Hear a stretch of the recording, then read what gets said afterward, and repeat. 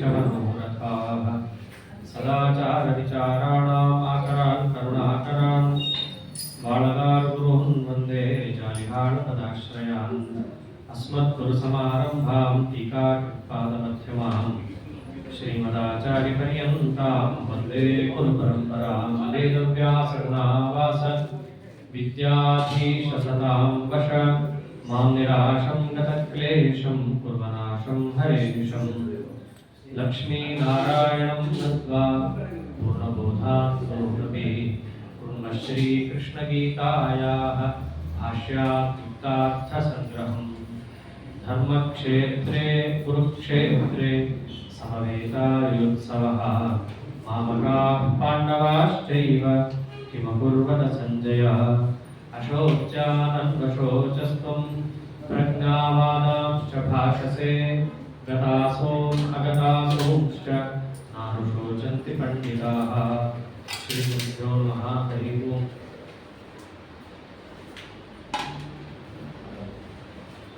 ಏಕಾದಶಿ ಅದರಲ್ಲೂ ಕಾಮದ ಅಂತ ಹೆಸರೇ ಹೇಳೋ ಹಾಗೆ ನಮ್ಮ ಕಾಮನೆಗಳು ಏನೇನಿದ್ದಾವೋ ಅದನ್ನು ನಮಗೆ ತಂದುಕೊಡ್ತಕ್ಕಂತಹ ಒಂದು ವಿಶಿಷ್ಟವಾದ ದಿವಸ. 24 ಏಕಾದಶಿಗಳು ಅಂತ ಸಾಮಾನ್ಯವಾಗಿ ವರ್ಷದಲ್ಲಿ ಒಂದೊಂದು ಏಕಾದಶಿಗೆ ಒಂದೊಂದು ಫಲವನ್ನು ಹೇಳಿದ್ದಾರೆ. ಈ ಒಂದು ಏಕಾದಶಿಯನ್ನ ತಗೊಂಡಾಗ ಹೆಸರೇ ಹೇಳುವ ಹಾಗೆ ನಿಮಗೆ ಬೇಕಾದಂತಹ ಅಭೀಷ್ಟಗಳನ್ನು ಪೂರೈಸಿಕೊಳ್ಳೋಕೆ ಇರುವಂತಹ ಒಂದು ಹರಿವಾಸ. ನಮಗೇನು ಅಭೀಷ್ಟ ಬೇಕಾಗಿರೋದು ಅಂತ ಯೋಚನೆ ಮಾಡಿದ್ರೆ ಈಗಿನ ಕಾಲದವರ ಅಭೀಷ್ಟ ಏನಿಟ್ಟುಕೊಂಡು ಕಾಮದ ಅಂತ ಕರೆದಿಲ್ಲ. ನಾವು ಯಾವುದನ್ನು ಅಪೇಕ್ಷೆ ಪಡಬೇಕು ಅನ್ನೋದನ್ನು ತಿಳಿಸಿಕೊಡುವಂತಹ ಗ್ರಂಥ ಭಗವದ್ಗೀತೆ. ಯಾವುದನ್ನ ನಾವು ಅಪೇಕ್ಷೆ ಪಡ್ತಿದ್ದೀವಿ ಅನ್ನೋದಕ್ಕೆ ಬೇರೆ ಗ್ರಂಥ ಬೇಡ, ಅದಕ್ಕೆ ಅವರವರೇ ಸಾಕು. ಆದ್ದರಿಂದ ನಮ್ಮ ಅಭೀಷ್ಟಗಳನ್ನು ಪೂರೈಸಿಕೊಳ್ಳಲಿಕ್ಕೆ ಒಳ್ಳೆ ಹರಿವಾಸರವನ್ನು ಭಗವಂತ ಕೊಟ್ಟಾಗ ನಾವು ಇಷ್ಟಪಡಬೇಕಾದ ಅಂಶ ಯಾವುದು ಅಂತ ಬಂದರೆ ಕೃಷ್ಣನೇ ತಿಳಿಸಿದಂತೆ ಅದು ಕೇವಲ ವಿಷ್ಣು ಪ್ರೀತಿ. ಅದಕ್ಕೆ ನಮ್ಮ ಸಂಕಲ್ಪಗಳಲ್ಲಿ, ಸಂಕಲ್ಪ ಅಂತಂದ್ರೆ ನಮ್ಮ ಅಪೇಕ್ಷೆ, ಏನೇ ಮಾಡಬೇಕಾದ್ರೆ ಏನಂತ ಮಾಡ್ತೀವಿ? ವಿಷ್ಣು ಪ್ರೇರಣೆಯ, ವಿಷ್ಣು ಪ್ರೀತ್ಯರ್ಥಂ ಅಂತ ಮಾಡ್ತೀವಿ. ಆ ಒಂದು ಕಾಮನೆಯಿಂದಾಗಿ ನಾವು ಪ್ರತಿಯೊಂದು ಕೆಲಸದಲ್ಲಿ ತೊಡಗುತ್ತೇವೆ. ಹಾಗೆ ತೊಡಗಿದಾಗ ಮಾತ್ರ ನಮ್ಮ ಕೆಲಸ ಅದು ನಿಷ್ಕಾಮ ಕರ್ಮ ಅಂತ ಕರೆಸಿಕೊಂಡು ಅಪರೋಕ್ಷ ಜ್ಞಾನಕ್ಕದು ಸಾಧನ ಆಗಿ ಮೋಕ್ಷಾದಿ ಪುರುಷಾರ್ಥಕ್ಕದು ಕಾರಣ ಆಗುತ್ತೆ. ಆ ನಿಟ್ಟಿನಲ್ಲಿ ಬಯಸಬೇಕಾದ ಮುಖ್ಯವಾದ ಅಂಶ ಕಾಮನೆ ಅಂತ ಕರೆಸಿಕೊಂಡಂತಹದ್ದೇನಿದೆ ಅದು ಕೇವಲ ವಿಷ್ಣು ಪ್ರೀತಿಯೇ.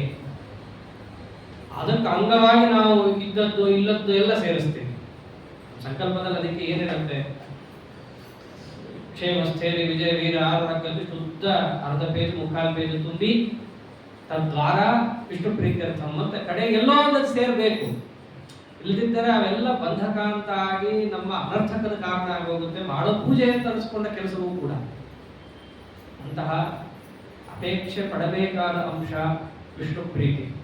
ಇದನ್ನ ಸಾಕ್ಷಾತ್ ಬ್ರಹ್ಮಾದಿ ದೇವತೆಗಳಿಂದ ಹಿಡಿದು ಪ್ರತಿಯೊಬ್ಬರೂ ಕೂಡ ಅಪೇಕ್ಷೆ ಪಡ್ತಾರೆ. ಅದಕ್ಕೆ ಆಚಾರ್ಯರು ಏನೇ ಸ್ತೋತ್ರವನ್ನು ಮಾಡಿದರೂ ಅದು ಇದು ಕೇಳಲ್ಲ. ಸಪ್ರಿಯತಾಂ ಪರತಮ ಪರಮಾತ್ಮನಂತಹ ಪರಮಾತ್ಮ ಸುಪ್ರೀತನಾಗಲಿ ಅಷ್ಟೇ ಅವರು ಕೇಳೋದು. ನಿಜವಾದ ಕಾಮನೆ ಜೀವನದಲ್ಲಿ ಸಜ್ಜೀವನಲ್ಲಿ ಇರಬೇಕಾದದ್ದು ಇದೆ. ಅಂತಹ ಭಗವತ್ ಪ್ರೀತಿ ಸುಲಭವಾಗಿ ಆಗಲ್ಲ. ಅವನ ತತ್ವಜ್ಞಾನ ಇಲ್ಲದೆ ಅವನ ಪ್ರೀತಿ ಒದಗಲ್ಲ. ಅದಕ್ಕೋಸ್ಕರವೇ ಅವನ ತತ್ವಜ್ಞಾನವನ್ನ ವಿಶದವಾಗಿ ಭಗವದ್ಗೀತೆಯ 2ನೇ ಅಷ್ಟಕ ತಿಳಿಸ್ತಾ ಇರೋ 2ನೇ ಶಂಕ. ಮೊದಲ ಅಧ್ಯಾಯದಲ್ಲಿ ಹೇಗೆ ಜ್ಞಾನವನ್ನ ಪಡಿಬೇಕು ಅನ್ನೋದನ್ನ ತಿಳಿಸಿದರೆ 2ನೇ 6 ಅಧ್ಯಾಯಗಳು ಅಂದ್ರೆ 7ರಿಂದ 12 ಅಧ್ಯಾಯಗಳಲ್ಲಿ ಭಗವಂತನ ಮಾಹಾತ್ಮ್ಯ, ಆ ಮಾಹಾತ್ಮ್ಯದ ಜ್ಞಾನ ಅದನ್ನು ತಿಳಿಸಿಕೊಳ್ಳಲಿಕ್ಕೆ ಹೊರಟಿರುವಂತಹದ್ದು. ಅದರಲ್ಲಿ ಭಗವಂತನ ವಿಶಿಷ್ಟವಾದ ಮಾಹಾತ್ಮ್ಯ ಯಾವ ರೀತಿಯಾಗಿರುತ್ತೆ ಅಂತ ಪ್ರಶ್ನೆ ಬಂದಾಗ ಅವನು ಸಮಸ್ತ ಜಗತ್ತು ಅರ್ಥಾತ್ ಪ್ರಕೃತಿಯಾಗಿ ಸಮಸ್ತ ಜಡತತ್ವಗಳು, ರಮಾದಿ ಸಮಸ್ತ ಜೀವರಾಶಿಗಳು ಇವೆಲ್ಲದಕ್ಕೂ ನಿಯಾಮಕನಿದ್ದಾನೆ ಅನ್ನುವ ಮುಂತಾದ ಮಹಾತ್ಮೆಗಳನ್ನೆಲ್ಲ ತಿಳಿಸಿದ್ದಾರೆ. ಅದ್ಯಾಕೆ ನಮಗೆ ತಿಳಿತಾ ಇಲ್ಲ ಹಾಗಿದ್ರೆ ಅನ್ನೋದಕ್ಕೆ ದುರ್ಗಾದೇವಿಯ ಮಹತ್ವವನ್ನು ತಿಳಿಸಿದ್ದಾಯಿತು.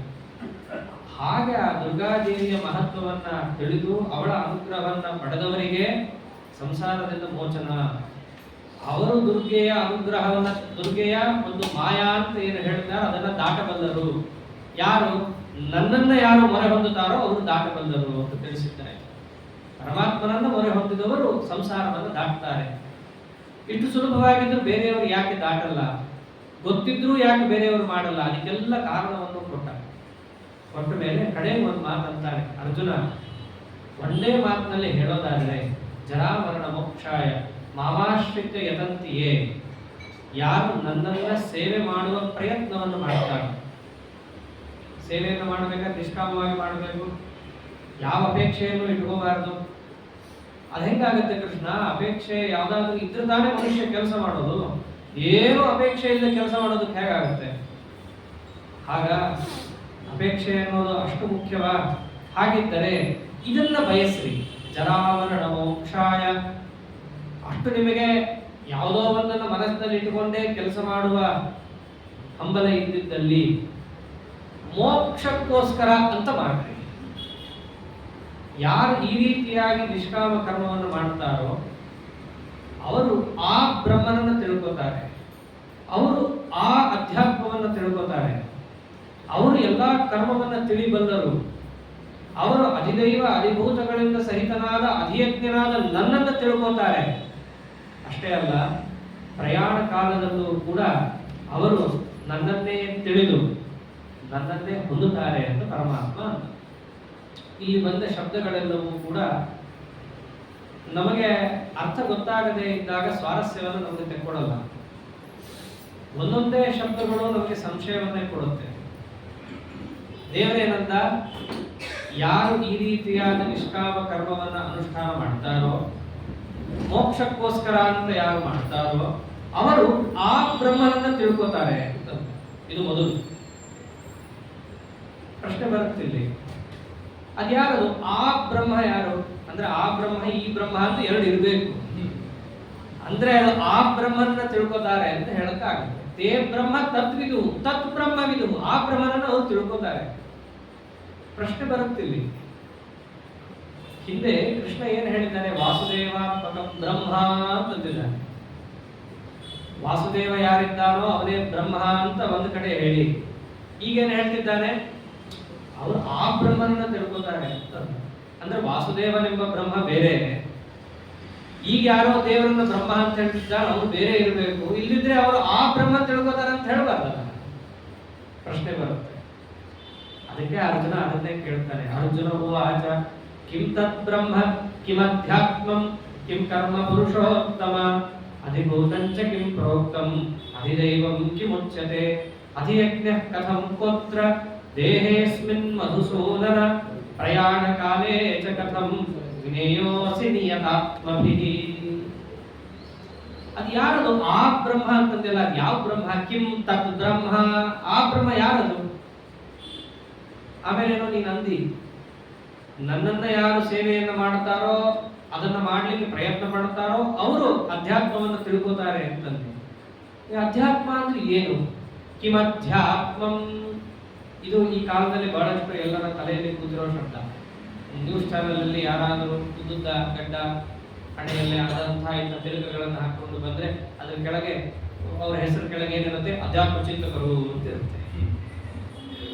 ಆ ಶಬ್ದಕ್ಕೆ ಏನು ಅರ್ಥ? ಅಧ್ಯಾತ್ಮ ಅಧ್ಯಾತ್ಮ ಅಂತ. ಅರ್ಜುನ ಕೇಳ್ತಾನೆ ಕಿಂ ಅಧ್ಯಾತ್ಮಂ, ಅದೇನು ಅಧ್ಯಾತ್ಮ ಅಂದ್ರೆ ಏನು? ಆಮೇಲೆ ಎಲ್ಲಾ ಕರ್ಮವನ್ನು ಅವರು ತಿಳ್ಕೊತಾರೆ ಅಂತ ನೀನಂದಿ. ಏನ್ ಕರ್ಮ ಅಂದ್ರೆ ಏನಪ್ಪ? ನಾನೇನೋ ನೀನು ಹಿಂದೆ ಹೇಳಿದ ಕರ್ಮವನ್ನೇ ಕರ್ಮ ಅಂತ ತಿಳ್ಕೊಂಡಿದ್ದೆ. ಹಂಗೆ ತಿಳ್ಕೊಂಡೆ ನಾನು ಇಷ್ಟೊತ್ತಕ್ಕ ಭಗವದ್ಗೀತೆ ಕೇಳ್ತಾ ಇದ್ದಿದ್ದೆ. ಕರ್ಮಯೋಗ ಅಂತ ಬಂದು ಕರ್ಮ ಮಾಡು ಅಂತ ನನಗೆ ಇಷ್ಟೊತ್ತಂಕ ಉಪದೇಶನೇ ಮಾಡಿದೆ. ತಿಳಿಸಿಕೊಟ್ಟ ಮೇಲೂ ನೀನು ಏನಂದಿ? ನನ್ನನ್ನ ಯಾರು ಸೇವೆಯನ್ನ ಮಾಡ್ತಾರೋ, ಸೇವೆ ಮಾಡೋದೇ ಒಂದು ಕರ್ಮ, ಆ ಕರ್ಮವನ್ನು ಯಾರು ಮಾಡ್ತಾರೋ ಅವರಿಗೆ ಕರ್ಮದ ಬಗ್ಗೆ ಜ್ಞಾನ ಬರುತ್ತೆ ಅಂತಂದೆ. ಅಂದ್ರೆ ಈ ಕರ್ಮ ಯಾವುದೋ ಬೇರೆ, ಹಿಂದೆ ಹೇಳಿದ ಕರ್ಮ ಅಲ್ಲ ಇದು. ಮತ್ತೆ ಈ ಕರ್ಮ ಯಾವುದು? ಕಿಂ ಕರ್ಮ, ಈ ಕರ್ಮ ಯಾವುದಪ್ಪ? ಆಮೇಲೆ ನೀನೊಂದಂದಿ ಅಧಿಭೂತ ಅಧಿದೈವಗಳಿಂದ ಕೂಡಿದ ಅಧಿಯಜ್ಞನಾದ ನನ್ನನ್ನ, ಅಧಿಭೂತ ಅಂದ್ರೆ ಏನು, ಹಾಗೆ ಅಧಿದೈವ ಅಂದ್ರೆ ಏನು, ಆಮೇಲೆ ಅಧಿಯಜ್ಞನಾದ ನನ್ನನ್ನ ಅಂತ ನೀವೇನೆ. ಮೊದಲನೇದಾಗಿ ಅಧಿಯಜ್ಞ ಯಾರು, ಅದು ಯಾರಾದ್ರೂ ಆಗಿರ್ಲಿ, ಯಾರು ಅಧಿಯಜ್ಞ ಆಗಿದ್ದಾರೋ ಅವನೇ ಅಧಿಯಜ್ಞ ಯಾಕೆ, ಅದನ್ನಾದ್ರೂ ಹೇಳು. ಇಷ್ಟೆಲ್ಲ ಪ್ರಶ್ನೆ ಬರುತ್ತೆ. ಇದೆಲ್ಲದರ ಜೊತೆ ಕೃಷ್ಣ ಕಡೆಗೆ ಒಂದು ಮಾತಂದಿದ್ದ, ಪ್ರಯಾಣ ಕಾಲದಲ್ಲೂ ಕೂಡ ನನ್ನನ್ನೇ ಅವರು ತಿಳಿತಾರೆ ಅಂತ ಬೇರೆ ಹೇಳಿದ್ದಾರೆ. ಅದನ್ನೇ ಕೇಳ್ತಾನೆ, ಪ್ರಯಾಣ ಕಾಲೇ ಚ ಕಥಂ ಜ್ಞೇಯೋಸಿ ನಿಯತಾತ್ಮವಿ. ನಿಯತಾತ್ಮರು ಅಂತಂದ್ರೆ ಪರಮಾತ್ಮನಲ್ಲೇ ಮನಸ್ಸನ್ನ ನಿಯಮೇನ ಇಟ್ಟವರು, ಅಪರೋಕ್ಷ ಜ್ಞಾನಿಗಳು. ಪ್ರಯಾಣ ಕಾಲದಲ್ಲಿ ಹೇಗೆ ನನ್ನನ್ನು ತಿಳ್ಕೋತಾರೋ ಅಂತಂದೆಲ್ಲ, ಹೆಂಗೆ ತಿಳ್ಕೋತಾರೆ ಹೇಳು. ಎಲ್ಲರಿಗೂ ಕೂಡ ಗೊತ್ತಿರೋ ಶ್ಲೋಕನೆ, ಸಂತತಂ ಚಿಂತೆ ಏನಂತಂ ಅಂತಕಾಲೇ ವಿಶೇಷ. ಅಂತ್ಯಕಾಲದಲ್ಲಿ ಭಗವಂತನ ನಾಮಸ್ಮರಣೆಯನ್ನು ಮಾಡಬೇಕು. ಹ್ಯಾಕ್ ಮಾಡಬೇಕು ಅನ್ನೋದು ಯಾರಿಗೂ ಗೊತ್ತಿಲ್ವಲ್ಲ, ಆಗುತ್ತಾ ಇಲ್ವಾ ಅನ್ನೋದು ಕೂಡ ಸಂದೇಹನೇ ಇಲ್ಲ ಎಲ್ರಿಗೂ. ಎಲ್ಲವನ್ನು ತಗೊಳ್ತಾನೆ ಕೃಷ್ಣ ಪರಮಾತ್ಮ ಇದೇ ಅಧ್ಯಾಯದಲ್ಲಿ. ಅರ್ಜುನ ಒಟ್ಟಿಗೆ 8 ಪ್ರಶ್ನೆ ಕೇಳಿದ್ದು. ಬ್ರಹ್ಮ, ಆ ಬ್ರಹ್ಮ ಯಾರು, ಅಧ್ಯಾತ್ಮ ಅಂದ್ರೆ ಏನು, ಕರ್ಮ ಅಂದ್ರೆ ಏನು, ಅಧಿಭೂತ ಅಂದ್ರೆ ಏನು, ಅಧಿದೈವ ಅಂದ್ರೆ ಏನು, ಅಧಿಯಜ್ಞ ಅಂದ್ರೆ ಏನು. ಒಟ್ಟು ಇಷ್ಟು 6 ಪ್ರಶ್ನೆಗಳು, ಅದರ ಡೆಫಿನೇಷನ್, ಸ್ವರೂಪದ ಕುರಿತಾದ ಪ್ರಶ್ನೆ. ಇನ್ನು 7ನೇದು, ಇವನೇ ಯಾಕೆ ಅಧಿಯಜ್ಞ. ಸುಮ್ಮನೆ ಇವನು ಅಧಿಯಜ್ಞ ಅಂದ್ಬಿಟ್ರೆ ಕೇಳೋಕ್ಕಾಗಲ್ವಲ್ಲ, ಇವನೇ ಯಾಕದು, ಇದು 7ನೇದು. 8ನೇ ಪ್ರಶ್ನೆ, ಪ್ರಯಾಣ ಕಾಲದಲ್ಲಿ ಪರಮಾತ್ಮನ ಸ್ಮರಣೆ ಹೇಗೆ ಬರುತ್ತೆ, ಯಾತಕ್ಕೆ ಮಾಡಬೇಕು, ಕಥಂ ಹೇಗೆ, ಏತಕ್ಕೆ. ಒಟ್ಟು 8 ಪ್ರಶ್ನೆಯನ್ನು ಕೇಳಿದ್ದಾನೆ ಅರ್ಜುನ. ಕ್ರಮೇಣ ಅದಕ್ಕೆ ಉತ್ತರ ಕೊಡ್ತಾ ಬರ್ತಾನೆ. ಮೊದಲನೇದಾಗಿ ಬ್ರಹ್ಮ ಯಾರು ಅಂತ ಕೇಳಿದ್ದಿಲ್ಲಪ್ಪ, ಅದಕ್ಕೆ ಹೇಳ್ತಾನೆ, ಬ್ರಹ್ಮ ಬೇರೆ ಯಾರು ಅಲ್ಲ, ಆ ಬ್ರಹ್ಮ ಅಕ್ಷರಂ ಪರಮಂ ಬ್ರಹ್ಮ ಅಂತ. ಆ ಬ್ರಹ್ಮ ಯಾರು ಬೇರೆ ಅಲ್ಲ, ಯಾರು ಪರಮ ಅಕ್ಷರನಿದ್ದಾನೋ ಅವನೇ ಬ್ರಹ್ಮ. ನೇರವಾಗಿ ನಾನೇ ಬ್ರಹ್ಮ ಅಂತ ಹೇಳ್ಬೋದಿತ್ತು ದೇವರು, ಬಹಳ ಸುಲಭ ಇತ್ತು. ಆದ್ರೆ ಇಲ್ಲಿ ದೇವರು ಏನ್ ಹೇಳ್ತಾ ಇದ್ದಾರೆ, ಅಕ್ಷರಂ ಪರಮಂ ಬ್ರಹ್ಮ, ಯಾರು ಪರಮ ಅಕ್ಷರನಿದ್ದಾನೋ ಅವನು ಬ್ರಹ್ಮ. ಕ್ಷರ ಅಂದ್ರೆ ನಾಶವುಳ್ಳಂತಹ ವಸ್ತು, ಅಕ್ಷರ ಅಂತಂದ್ರೆ ನಾಶವೇ ಇಲ್ಲದ ವಸ್ತು. ಯಾರು ಅವನು ಬ್ರಹ್ಮ. ಸುಲಭವಾಗಿ ಹೇಳಕ್ ಬರ್ತಿದ್ದಾಗ ಯಾಕೆ ಸುದ್ದಿಗೊಳಿಸಿ ಹೇಳಿ. ಅಲ್ಲಿ ಸ್ವಾರಸ್ಯ ಇಷ್ಟಿದೆ, ಉಪನಿಷತ್ತಿನ ಸಾರ ಭಗವದ್ಗೀತಾ. ಉಪನಿಷತ್ತಲ್ಲಿ ಏನು ಒಂದು ಮಾತು ಬರುತ್ತೆ, ಅಕ್ಷರ ಅನ್ನುವ ಶಬ್ದವನ್ನ ವಿಷ್ಣುವಿನಲ್ಲಿ ಪ್ರಯೋಗ ಮಾಡಿದ್ದಾರೆ. ಸಹ ಅಕ್ಷರ ಅಂತ ಹೇಳಿ ಅಲ್ಲಿ ಹೇಳಬೇಕಾದ್ರೆ ಅವನು ಪರಮಾಕ್ಷರ, ತಸ್ಮಾದಕ್ಷರಂ ತಸ್ಮಾದಕ್ಷರಮಿತ್ಯಾಚಕ್ಷತೆ ಅಂತ. ಏತದೇವ ಸಂತಂ, ಯಾರು ಸತ್ಯನೋ, ಯಾರು ಸತ್ ಪದಾರ್ಥನೋ ಅವನೇ ಅಕ್ಷರ ಅಕ್ಷರ ಅಂತ ಉಪನಿಷತ್ ಹೇಳ್ತಾ ಇದ್ದಾರೆ. ಸತ್ಪದಾರ್ಥ ಯಾರು, ಓಂ ತತ್ಸದಿತಿ ನಿರ್ದೇಶ. ಓಂ ತತ್ಸತ್ ಅನ್ನೋದು ಯಾರ ಹೆಸರು, ಪರಬ್ರಹ್ಮನ ಹೆಸರು. ಇಲ್ಲಿ ಬ್ರಹ್ಮ ಯಾರು, ಅಕ್ಷರ. ಸತ್ಯ ಯಾರು, ಕೃಷ್ಣ. ಇಲ್ಲಿ ಕೃಷ್ಣ ನಾನೇ ಬ್ರಹ್ಮ ಅಂತ ಹೇಳ್ಬಿಟ್ಟಿದ್ರೆ ಅದು ಗೊತ್ತಾಗ್ತಾ ಇತ್ತು, ಪ್ರಶ್ನೆಗೆ ಉತ್ತರನೂ ಆಗ್ತಾ ಇತ್ತು. ಆದ್ರೆ ಉಪನಿಷತ್ತಲ್ಲಿ ಒಂದು ಮಾತು ಬರುತ್ತೆ, ಯಾರು ಸತ್ಯ ಅಂತಂದ್ರೆ ಯಾರು ಅಕ್ಷರನೋ ಅವನು ಸತ್ಯ, ಯಾರು ಸತ್ಯನೋ ಅವನು ಬ್ರಹ್ಮ ಅಂತ ಹೇಳಿದೆ. ಇಲ್ಲಿ ಕೃಷ್ಣ ನಾನೇ ಬ್ರಹ್ಮ ಅಂತ ಅಷ್ಟೇ ಹೇಳ್ಕೊಂಡಿದ್ರೆ ಅಕ್ಷರನೂ ಕೃಷ್ಣನೇ ಅನ್ನೋದು ಗೊತ್ತಾಗ್ತಾ ಇರಲಿಲ್ಲ. ಅದಕ್ಕೆ ಇಲ್ಲಿ ದೇವರೇನಂದ, ಬ್ರಹ್ಮ ಇಸ್ ಈಕ್ವಲ್ ಟು ಅಕ್ಷರ ಅಂದ್ರೆ ಏನರ್ಥ ಆಯ್ತು, ಅಕ್ಷರ ಅಂತಂದ್ರು ಸತ್ಯ ಅಂದ್ರು ಒಂದೇ, ಆ ಸತ್ಯ ನಾನೇ. ಅರ್ಥಾತ್ ಬ್ರಹ್ಮ ಅಂತಂದ್ರು ಯಾರು, ಅದು ನಾನೇ. ಅಂದ್ರೆ ಉಪನಿಷತ್ತಿನಲ್ಲಿ ಬಂದ ಅಕ್ಷರ ಶಬ್ದವಾಚ್ಯನಾದವರು ನಾನೇ ಅನ್ನೋದನ್ನು ತಿಳಿಸ್ತಾ ಇದ್ದಾರೆ. ಪರಬ್ರಹ್ಮ ಬೇರೆ ಯಾರು ಅಲ್ಲಪ್ಪ, ಅದು ನಾನೇ. ಅಕ್ಷರ ಶಬ್ದವಾಚ್ಯನು ನಾನೇ. ಹಾಗಿದ್ರೆ ಬರೀ ಅಕ್ಷರ ಅಂತಂದ್ರೆ ಸಾಕಾಗಿತ್ತು, ಪರಮಂ ಅಂತ ಯಾಕೆ ಬೇಕಿತ್ತು? ಅಕ್ಷರನೇ ಬ್ರಹ್ಮ ಅಂತ ತಿಳಿಸೋದಾಗಿದ್ರೆ ಅಕ್ಷರಂ ಬ್ರಹ್ಮ ಸಾಕಾಗಿತ್ತು, ಅಕ್ಷರಂ ಪರಮಂ ಬ್ರಹ್ಮ ಯಾಕೆ? ಅದಕ್ಕೆ ಉತ್ತರ ಕೊಡ್ತಾರೆ, ಅಕ್ಷರ ಅಂತಂದ್ರೆ ಜಗತ್ತಲ್ಲಿ 2 ಇದೆ. ಒಂದು ರಮಾದೇವಿನೂ ಅಕ್ಷರಳೆ, ಯಾಕೆ ಮುಂದೆ ಪುರುಷೋತ್ತಮ ಯೋಗದಲ್ಲಿ ಬರುತ್ತೆ, ಯಸ್ಮಾತ್ ಕ್ಷರಮತೀತೋಹಂ ಅಕ್ಷರಾದಪಿ ಚೋತ್ತಮಃ ಅಂತ. ಅಕ್ಷರ ಯಾರು, ಲಕ್ಷ್ಮೀದೇವಿ. ಆ ಲಕ್ಷ್ಮೀದೇವಿಯು ಅಕ್ಷರಳೆ, ಆದ್ರೆ ಇವನು ಅಂಥ ಅಕ್ಷರ ಅಲ್ಲ, ಅವಳು ಅಪರ ಅಕ್ಷರ. ಇವನು ಪರಮಂ ಅಕ್ಷರಂ ಬ್ರಹ್ಮ, ಇವನು ಪರಮಾಕ್ಷರ. ಇವನು ಅವಳಿಗೂ ಮಿಗಿಲಾದಂತಹ ಅಕ್ಷರನಾದ್ದರಿಂದ ಇವನು ಅಂಥ ಬ್ರಹ್ಮ. ಅದಕ್ಕೆ ಸ್ವಾರಸ್ಯ ಇಟ್ಟು ಮಾತಾಡ್ತಾ ಇದ್ದಾನೆ ದೇವರು. ಅಕ್ಷರಂ ಪರಮಂ ಬ್ರಹ್ಮ, ಯಾವ ಪರಬ್ರಹ್ಮ ಅಂತ ನೀನು ಕರಿತೀಯಲ್ಲ ಆ ಬ್ರಹ್ಮ ಬೇರೆ ಅಲ್ಲಪ್ಪ. ಯಾರು ಪರಮಾಕ್ಷರ ಇದ್ದಾನೋ, ಚತುರ್ವಿಧ ನಾಶ ರಹಿತನು, ಸದಾಕಾಲದಲ್ಲಿ ಯಾರಾಗಿದ್ದಾನೋ ಅವನೇ ಪರಬ್ರಹ್ಮ, ಅರ್ಥಾತ್ ನಾನೇ. ಆಮೇಲೆ ಎರಡನೇ ಪ್ರಶ್ನೆ ಏನು ಕೇಳಿದ್ದು, ಕಿಂ ಅಧ್ಯಾತ್ಮಂ, ಅಧ್ಯಾತ್ಮ ಅಂದ್ರೆ ಏನು ಅಂತ ಕೇಳಿದ್ದೆ. ಅಧ್ಯಾತ್ಮ ಅಂತಂದ್ರೆ ಅಧಿ ಆತ್ಮ, ಎರಡು ಶಬ್ದ ಇದೆ. ಆತ್ಮ ಅಂತಂದ್ರೆ ಎಲ್ಲರಿಗೂ ಗೊತ್ತಿರೋ ಹಾಗೆ ಜೀವರಾಶಿಗಳು. ಆ ಜೀವರಾಶಿಗಳನ್ನು ಅಧಿಕರಿಸಿಕೊಂಡಿರುವಂತಹ ವಸ್ತುಗಳಿಗೆ ಅಧ್ಯಾತ್ಮ ಅಂತ ಕರೀತಾರೆ. ಅರ್ಥ, ಜೀವರಿಗೆ ಉಪಕಾರಕವಾದ ವಸ್ತು, ಇದನ್ನ ಅಧ್ಯಾತ್ಮ ಅಂತ ಕರೀತಾರೆ. ಅಧಿ ಆತ್ಮ. ಜೀವರಿಗೆ ಉಪಕಾರಕ ಯಾವುದಾಗುತ್ತೆ? ಮೊಟ್ಟ ಮೊದಲು ಅವನ ಶರೀರ, ಅವನ ಇಂದ್ರಿಯಗಳು, ಅವನ ಅಂತಃಕರಣ, ಅವನ ಸಾಧನೆಗೆ ಉಪಕಾರಕವಾದ ಅಂಶಗಳನ್ನ ಅಧ್ಯಾತ್ಮ ಅಂತ ಕರೀತಾರೆ. ನಿಜವಾಗ್ಲೂ ಅಧ್ಯಾತ್ಮ ಶಬ್ದಕ್ಕಿದೆ ಅರ್ಥ. ಒಳಗಿನ ಜಗತ್ತು. ಒಳಗಿನ ಜಗತ್ತು ಅಂತಂದ್ರೆ ಯಾವುದನ್ನ ಬಳಸಿಕೊಂಡು ಇವನು ಭಗವಂತನನ್ನ ಕಾಣಬೇಕೋ ಅಂತಹ ಜಗತ್ತು. ಮುಖ್ಯವಾಗಿ ಬಳಸಿಕೊಳ್ಳಲೇಬೇಕಾದ ಅಂಶ ಅಂತಂದ್ರೆ ಅವನ ಶರೀರನೇ. ಹೊರಗಿನ ಪದಾರ್ಥಗಳನ್ನು ಎಷ್ಟು ಬಳಸ್ಕೋತಾನೋ ಬಳಸ್ಕೊಳ್ಳೋದೋ ಅದು ಬೇರೆ ವಿಷಯ. ಶರೀರ ಇದ್ದೇ ಇದ್ರೆ ಯಾವುದಕ್ಕೂ ಕೂಡ ಪ್ರಯೋಜನವೇ ಇಲ್ಲ. ಮುಖ್ಯವಾಗಿ ಶರೀರ ಮತ್ತು ಮನಸ್ಸು, ಬುದ್ಧಿ, ಇಂದ್ರಿಯಗಳು ಅಂತ ಏನು ಒಳಗಡೆ ಪರಮಾತ್ಮ ತನ್ನ ಜೀವನಿಗೆ ಒಂದು ಜಗತ್ತು ಕೊಟ್ಟಿದ್ದಾನಲ್ಲ, ಅದು ಅಧ್ಯಾತ್ಮ. ಈ ಅಧ್ಯಾತ್ಮವನ್ನು ಏನಂತ ಕರೆದಿದ್ದಾನೆ? ಸ್ವಭಾವೋ ಅಧ್ಯಾತ್ಮ ಮುಚ್ಯತೆ ಅಂತಂದ. ಅಧ್ಯಾತ್ಮ ಅಂತಂದ್ರೆ ಬೇರೆ ಏನಲ್ಲಪ್ಪ, ಸ್ವಭಾವ. ಸ್ವ ಅಂತಂದ್ರೆ ಜೀವರಾಶಿಗಳಿಗೆ, ಭಾವ ಉಪಕಾರಕವಾಗಿ ಯಾವುದು ಸದಾ ಇದ್ದಾವೋ ಅದೇ ಅಧ್ಯಾತ್ಮ. ದೇಹೇಂದ್ರಿಯ ಅಂತಃಕರಣಗಳೇ ಅಧ್ಯಾತ್ಮ ಅಂತ ಕರೆಸ್ಕೊಳ್ಳುತ್ತೆ. ಆಮೇಲೆ ಭೂತಭಾವೋದ್ಭವಕರ ವಿಸರ್ಗ ಕರ್ಮ ಸಂಹಿತ. ಕರ್ಮವನ್ನ ಕೇಳಿದ್ದಿ ಏನು ಅಂತ. ಆ ಕರ್ಮ ಯಾವುದು ಗೊತ್ತಾ? ಭೂತ ಭಾವೋದ್ಭವಕರ ವಿಸರ್ಗ. ಇಷ್ಟೊತ್ತನಕ ಉಪದೇಶ ಮಾಡಿದ ಕರ್ಮ ಬೇರೆ, ಅದು ಜೀವರಾಶಿಗಳಿಗೆ ಅಪರೋಕ್ಷ ಜ್ಞಾನಕ್ಕೋಸ್ಕರವಾಗಿ ಇರುವಂತಹ ಮಾರ್ಗ. ಈಗ ಹೇಳ್ತಾ ಇರೋ ಕರ್ಮ ಇದೆಯಲ್ಲ, ಇದು ಯಾವುದು ಗೊತ್ತೇನೋ? ಇದು ಭೂತ ಭಾವೋದ್ಭವಕರ. ಭೂತ ಅಂತಂದ್ರೆ ಜೀವರಾಶಿಗಳು, ಭಾವ ಅಂತಂದ್ರೆ ಜಡ ಪದಾರ್ಥಗಳು. ಇವೆರಡಕ್ಕೂ ಉದ್ಭವಕರ, ಉತ್ಪತ್ತಿಯನ್ನು ತಂದು ಕೊಡತಕ್ಕಂತಹ ಪರಮಾತ್ಮನ ಸೃಷ್ಟಿ ವ್ಯಾಪಾರ ಏನಿದೆಯಲ್ಲ, ಇದನ್ನ ಕರ್ಮ ಅಂತ ಕರೀತಾರೆ. ಇದಕ್ಕೆಲ್ಲ ಹಿಂದೆ ಯೋಜನೆ ಮಾಡ್ತಾನೆ ಮುಂದೆ ಪರಮಾತ್ಮ. ಈಗ ಎಲ್ಲ ಬರೀ ಡೆಫಿನೇಷನ್ ಹೇಳ್ತಾ ಬರ್ತಾ ಇರೋದಿಲ್ಲ. ಅರ್ಜುನ ಎಷ್ಟು ಕೇಳ್ತಾನೋ ಅಷ್ಟಕ್ಕೆ ಸರಿಯಾಗಿ ಉತ್ತರ ಕೊಡ್ತಾ ಇದ್ದಾನೆ. ಭಗವಂತನ ವ್ಯಾಪಾರ ಏನಿದ್ದಾವೋ ಜಗತ್ತಿಗೆ ಸಂಬಂಧಪಟ್ಟದ್ದು, ಅದಕ್ಕೆ ಕರ್ಮ ಅಂತ ನಾ ಕರೆದದ್ದು. ಆಮೇಲೆ ನೆಕ್ಸ್ಟ್ ಪ್ರಶ್ನೆ ಕೇಳಿದ್ದು ಅಧಿಭೂತ ಅಂದ್ರೆ ಏನು ಅಂತ ಕೇಳಿದ್ದು. ಅಧಿಭೂತ ಅಂತಂದ್ರೆ ಅಧಿಭೂತಂ ಕ್ಷರೋಭಾವ. ಕ್ಷರೋಭಾವ ಅಧಿಭೂತಂ. ಅರ್ಥಾತ್ ಶಬ್ದದಲ್ಲೇ ಅದರ ಅರ್ಥವನ್ನು ಬಿಡಿಸ್ತಾನೆ. ಅಧಿಭೂತ. ಭೂತ ಅಂತಂದ್ರೆ ದೇಹದಿಂದ ಕೂಡಿದ ಆತ್ಮನಿಗೆ ಭೂತ ಅಂತ ಕರೀತಾರೆ. ಇವಾಗ ಉಲ್ಟಾ ಆಗಿದೆ. ಯಾರಿಗೆ ದೇಹ ಇಲ್ಲೋ ಬರೀ ಆತ್ಮ ಇದ್ರೆ ಬರೀ ಭೂತ. ಆದ್ರೆ ಇವಾಗ ದೇವರು ಏನು ಹೇಳ್ತಿದ್ದಾನೆ? ಅಧಿಭೂತ ಅಂತಂದ್ರೆ ದೇಹದಿಂದ ಕೂಡಿದ ಆತ್ಮ ಇರ್ತಾನಲ್ಲ, ಕಣ್ಣಿಗೆ ಕಾಣುವ ಮನುಷ್ಯರು, ಜೀವಂತ ಮನುಷ್ಯರು, ಅವರನ್ನ ಭೂತ ಅಂತ ಕರೀತಾರೆ. ಜೀವಂತ ಮನುಷ್ಯರಿಗೆ ಉಪಕಾರಕವಾದ ಪದಾರ್ಥಗಳೇನೇನಿದ್ದಾವೋ ಅದನ್ನು ಅಧಿಭೂತ ಅಂತ ಕರೀತಾರೆ.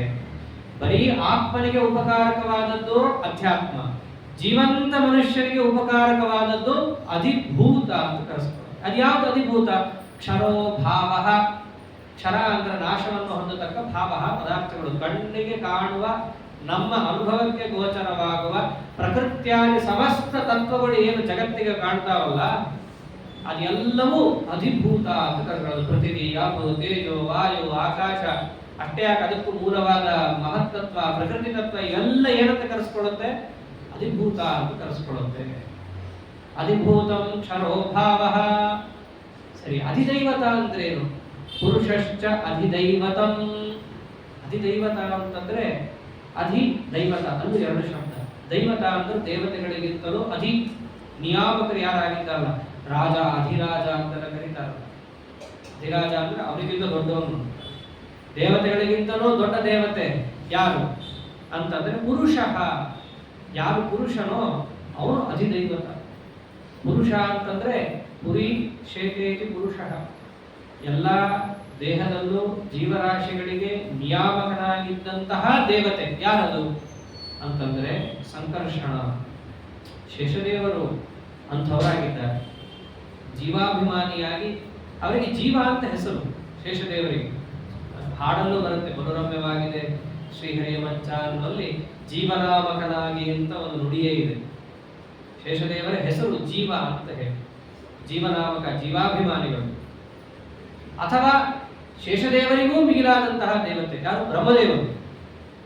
ಎಲ್ಲ ಜೀವರಾಶಿಗಳ ಒಳಗಿದ್ದು ಆ ಜೀವರಾಶಿಗಳಿಗೆ ಪ್ರೇರಕರಾಗಿ ಭಗವಂತನ ಆಜ್ಞೆಯಂತೆ ನಡ್ಕೊಳ್ಳುವಂತಹ ದೊಡ್ಡ ದೇವತೆ, ಅಧಿದೈವತ ಯಾರು? ಪುರುಷ. ಮೊದಲನೇ ಅರ್ಥ ಶೇಷದೇವರಾದರೆ, ಇನ್ನೊಂದು ಅರ್ಥ ಬ್ರಹ್ಮದೇವರು ಅಂತ ಇಟ್ಕೋಬಹುದು. ಇನ್ನ ಆರನೇ ಪ್ರಶ್ನೆ ಕೇಳಿದ್ದ, ಅಧಿಯಜ್ಞ ಅಂದ್ರೆ ಯಾರು? ಇದು ಬಹಳ ಸ್ವಾರಸ್ಯ ಇದೆ.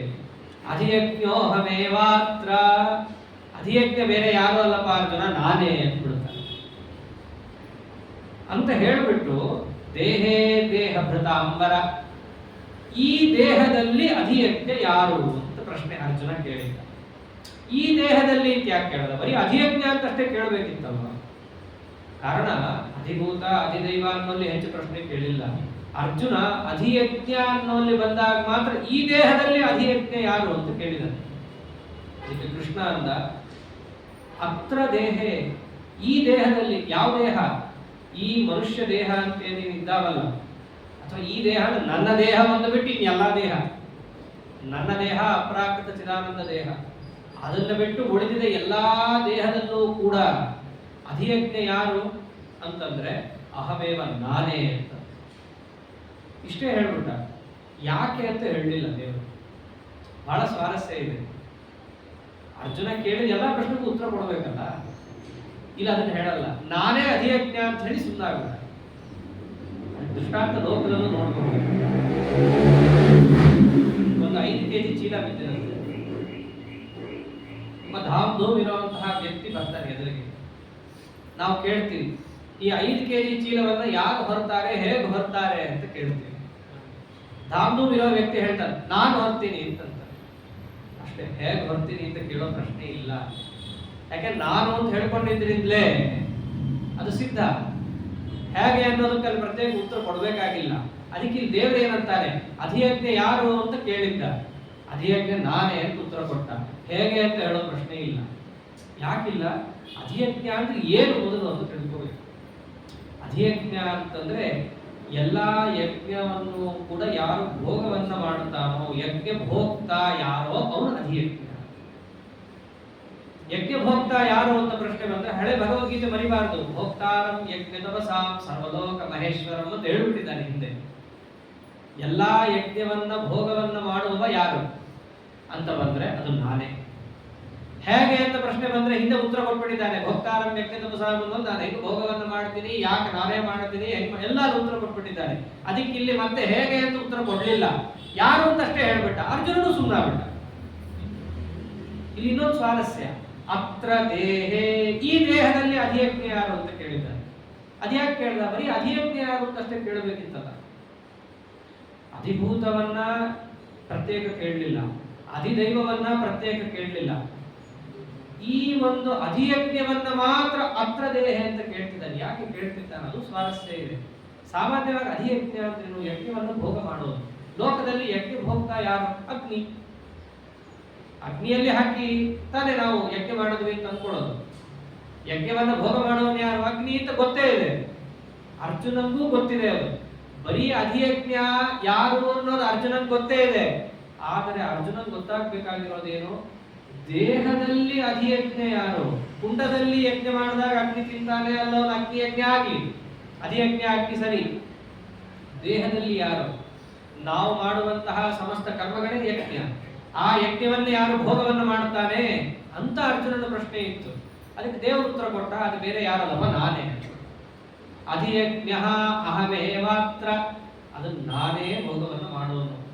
ಆದ್ದರಿಂದ ದೇಹೇ ದೇಹಭೃತಾಂಬರ, ದೇಹವನ್ನು ಹೊಂದಿರುವವರಲ್ಲೇ ಶ್ರೇಷ್ಠನಾದ ಅರ್ಜುನ, ಈ ದೇಹದಲ್ಲಿದ್ದು ಎಲ್ಲಾ ಕೆಲಸವನ್ನ ಮಾಡಿಸಿ ಆ ಯಜ್ಞದ ಫಲವನ್ನು ಭೋಗ ಮಾಡುವನು ಯಾರು ಅಂತಂದ್ರೆ ನಾನೇ. ಈ ಉತ್ತರವನ್ನು ಕೊಟ್ಟ. ಇಷ್ಟು ಕೊಟ್ಟಿದ್ರಿಂದ ಹಿಂದಿನ ಅಧ್ಯಾಯಕ್ಕೆಲ್ಲ ಸಂಗತಿ ಕೊಡುತ್ತಿವಾಗ. ಹಿಂದೇನು ಹೇಳಿದ್ದ?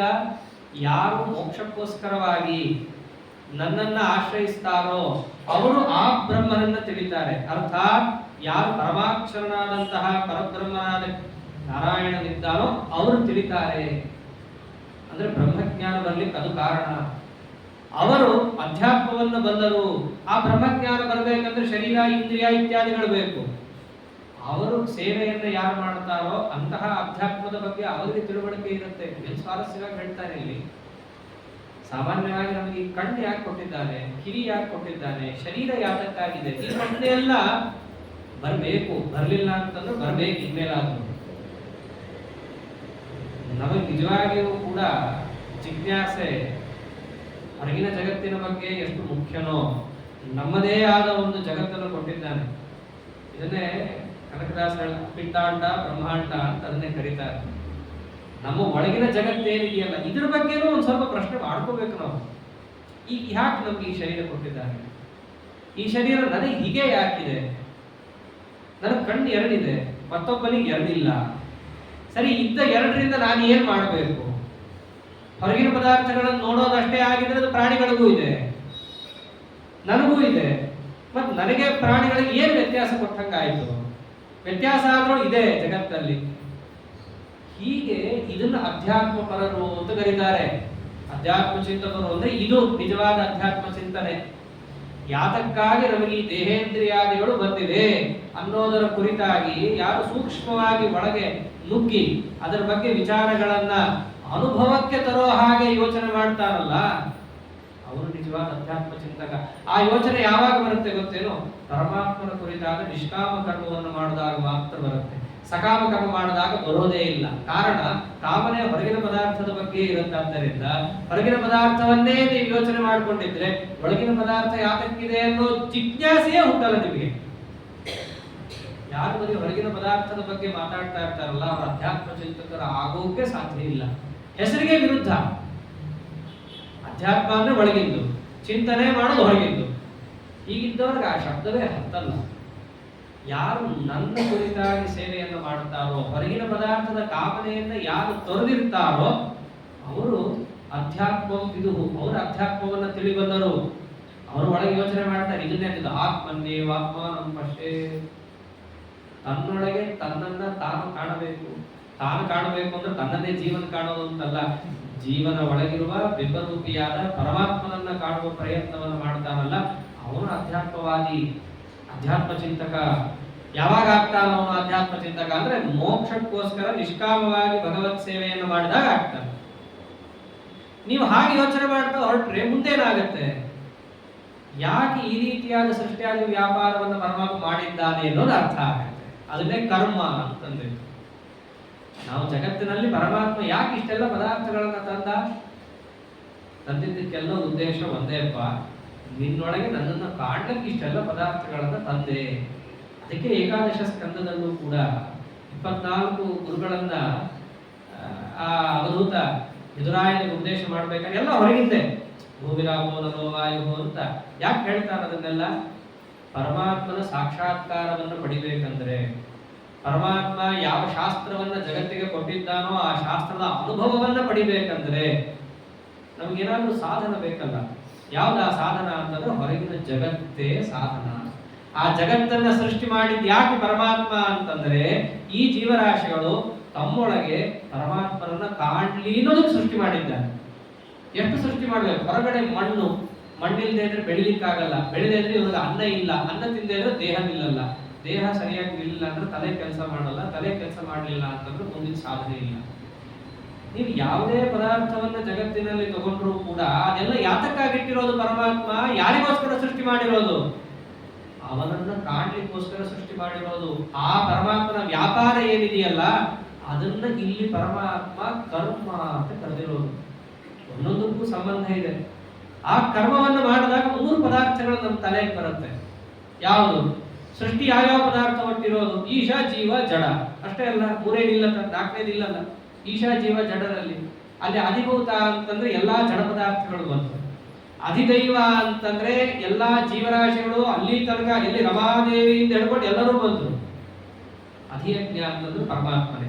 ಮೂರೂ ಜನರು ಬಂದ್ರು, ಈಶಾ, ಜೀವ, ಜಡ. ಇವು ಮೂರರಿಂದ ಕೂಡಿದ ನನ್ನನ್ನು ಅರ್ಥ ಮಾಡ್ಕೋತಾರೆ. ಈಗ ಅರ್ಥ ಮಾಡ್ಕೋಬೇಕು ದೇವರನ್ನ, ಇದನ್ನ ಹೇಳ್ತಾ ಇದ್ದಾರಲ್ಲಿ.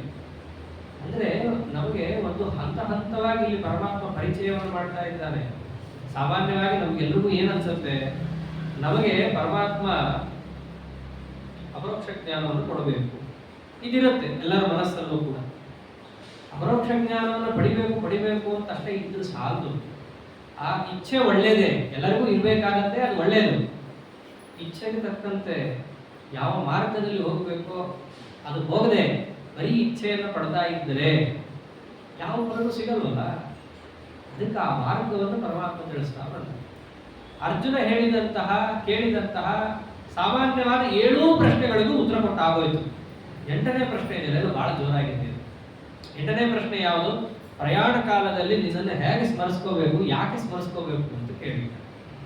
ಪ್ರಯಾಣ ಕಾಲ ಅಂತಂದ್ರೆ ಶರೀರ ಬಿಡೋ ಕಾಲ. ಅವಾಗ ನಮಗೆ ಬರುವ ಸ್ಮರಣೆಗಳೇ ಬೇರೆ, ನಮ್ಮ ಕಷ್ಟ ನಮಗೆ. ಅದೆಲ್ಲ ಬಿಟ್ಟು ನಿನ್ನನ್ನು ಯಾಕೆ ಸ್ಮರಣೆ ಮಾಡ್ಕೋಬೇಕು ನಾವು?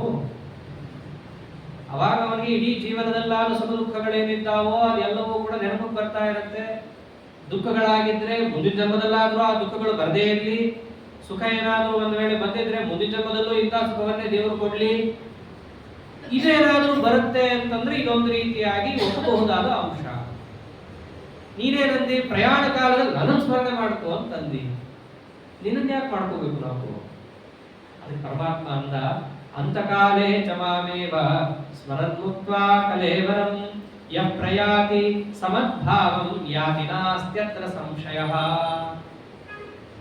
ಇಲ್ಲಿ ಪರಮಾತ್ಮ ಅಂತಾನೆ, ಯಾರು ಅಂತ್ಯಕಾಲದಲ್ಲಿ ನನ್ನನ್ನೇ ಸ್ಮರಿಸ್ತಾ ಶರೀರವನ್ನು ಬಿಡ್ತಾರೋ ಅವನು ಎಲ್ಲಿಗೆ ಹೋಗ್ತಾನೆ ಗೊತ್ತೇನೋ? ಅವನು ನನ್ನನ್ನೇ ಹೊಂದುತ್ತಾನೆ. ಸಹ ಮದ್ಭಾವಂ ಪ್ರಯಾತಿ. ನಾನು ಅನ್ನುವ ಪದಾರ್ಥ ಏನಿದೆ ಅಲ್ಲ, ನಾನು ಅಂತಂದ್ರೆ ಪರಮಾತ್ಮ, ಆ ಪರಮಾತ್ಮನನ್ನ ಆತ ಹೊಂದುತ್ತಾನೆ, ಇದರಲ್ಲಿ ಸಂಶಯ ಇಲ್ಲ. ಅದಕ್ಕೆ ಹೇಳ್ತೀಯ, ನಿನ್ನನ್ನ ಸ್ಮರಣೆ ಮಾಡಿಕೊಂಡು ಶರೀರ ಬಿಟ್ಟರೆ ನಿನ್ನನ್ನು ಯಾಕೆ ಹೊಂದಬೇಕು? ಯಾರನ್ನು ಬೇಕಾದ್ರೂ ಹೊಂದಬಹುದಲ್ಲ. ಇಲ್ಲ, ಇನ್ನೊಂದು ವ್ಯಾಪ್ತಿ ಇದೆ ಅಂತಾರೆ ದೇವರು. ಏನದು? ಯಂ ವಾಪಿ ಸ್ಮರನ್ ಭಾವಂ ತ್ಯಜತ್ಯಂತೆ ಕಲೇವರಂ ತಂ ತಮೇವೇತಿ ಕೌಂತೇಯ ಸದಾ ತದ್ಭಾವ ಭಾವಿತಃ. ಒಂದು ನಿಯಮ ಇದೆ, ಅಂತ್ಯಕಾಲದಲ್ಲಿ ಏನನ್ನು ನೆನೆಸಿಕೊಂಡು ನಾವು ಶರೀರವನ್ನು ಬಿಡ್ತೀವೋ ಅದೇ ಅಂಶವನ್ನೇ ಮುಂದಿನ ಜನ್ಮದಲ್ಲಿ, ಅಥವಾ ಅದೇ ಸ್ವರೂಪವನ್ನೇ ಮುಂದಿನ ಜನ್ಮದಲ್ಲಿ ಅವನು ಹೊಂದುತ್ತಾನೆ. ಬಹಳ ಸ್ವಾರಸ್ಯವಾಗಿ ವ್ಯಾಖ್ಯಾನ ಮಾಡಿಕೊಡ್ತಾರೆ. ಮನುಷ್ಯನ ಸಹಜ ಕುತೂಹಲ ಏನು? ಈಗೇನು ಬದುಕ್ತಿದ್ದಾನೋ ಈ ಜೀವನದ ಮೇಲೆ ಅವನಿಗೆ ಯಾವುದೇ ರೀತಿಯಾದಂತಹ ಏನು ಕೇಳಬೇಕು, ಇದ್ರ ಬಗ್ಗೆ ತಿಳ್ಕೋಬೇಕು ಅಂತಿರಲ್ಲ. ಅವನಿಗೇನಿರುತ್ತೆ? ಹಿಂದಿನ ಜನ್ಮದಲ್ಲಿ ನಾನು ಏನಾಗಿದ್ದೆ, ನನಗೆ ಯಾಕೆ ಹಿಂಗೆ ಕಷ್ಟಗಳು ಬರ್ತಾ ಇದೆ, ಸರಿ ಇದೇನೋ ಜನ್ಮ ಆಯ್ತು, ಹಿಂದಿನ ಬೇಡ, ಮುಂದಿನ ಜನ್ಮ ನನಗೆ ಎಂಥದ್ದು ಸಿಗುತ್ತೆ, ಈ ಮುಂದಿನ ಜನ್ಮ ಎಂಥದ್ದು ಸಿಗುತ್ತೆ ಅನ್ನೋದು ಸಾಮಾನ್ಯವಾಗಿ ಎಲ್ಲರಿಗೂ ಇರುತ್ತೆ ಜಿಜ್ಞಾಸೆ. ಅದಕ್ಕೆ ದೇವರು ಉತ್ತರ ಕೊಡ್ತಾರೆ. ಎಲ್ಲರೂ ಕೂಡ ಮುಂದಿನ ಜನ್ಮ ಅವನಿಗೆ ಏನಾಗುತ್ತೆ ಅನ್ನೋದು ತಿಳ್ಕೋಬಹುದು, ಪ್ರಾಮಾಣಿಕವಾಗಿ ತಿಳ್ಕೋಬಹುದು. ಆದ್ರೆ ಯಾರಿಗೂ ಹೇಳೋಕ್ಕಾಗಲ್ಲ ಅಂತ. ಯಾವಾಗ ಅವನಿಗೆ ಗೊತ್ತಾಗತ್ತೆ?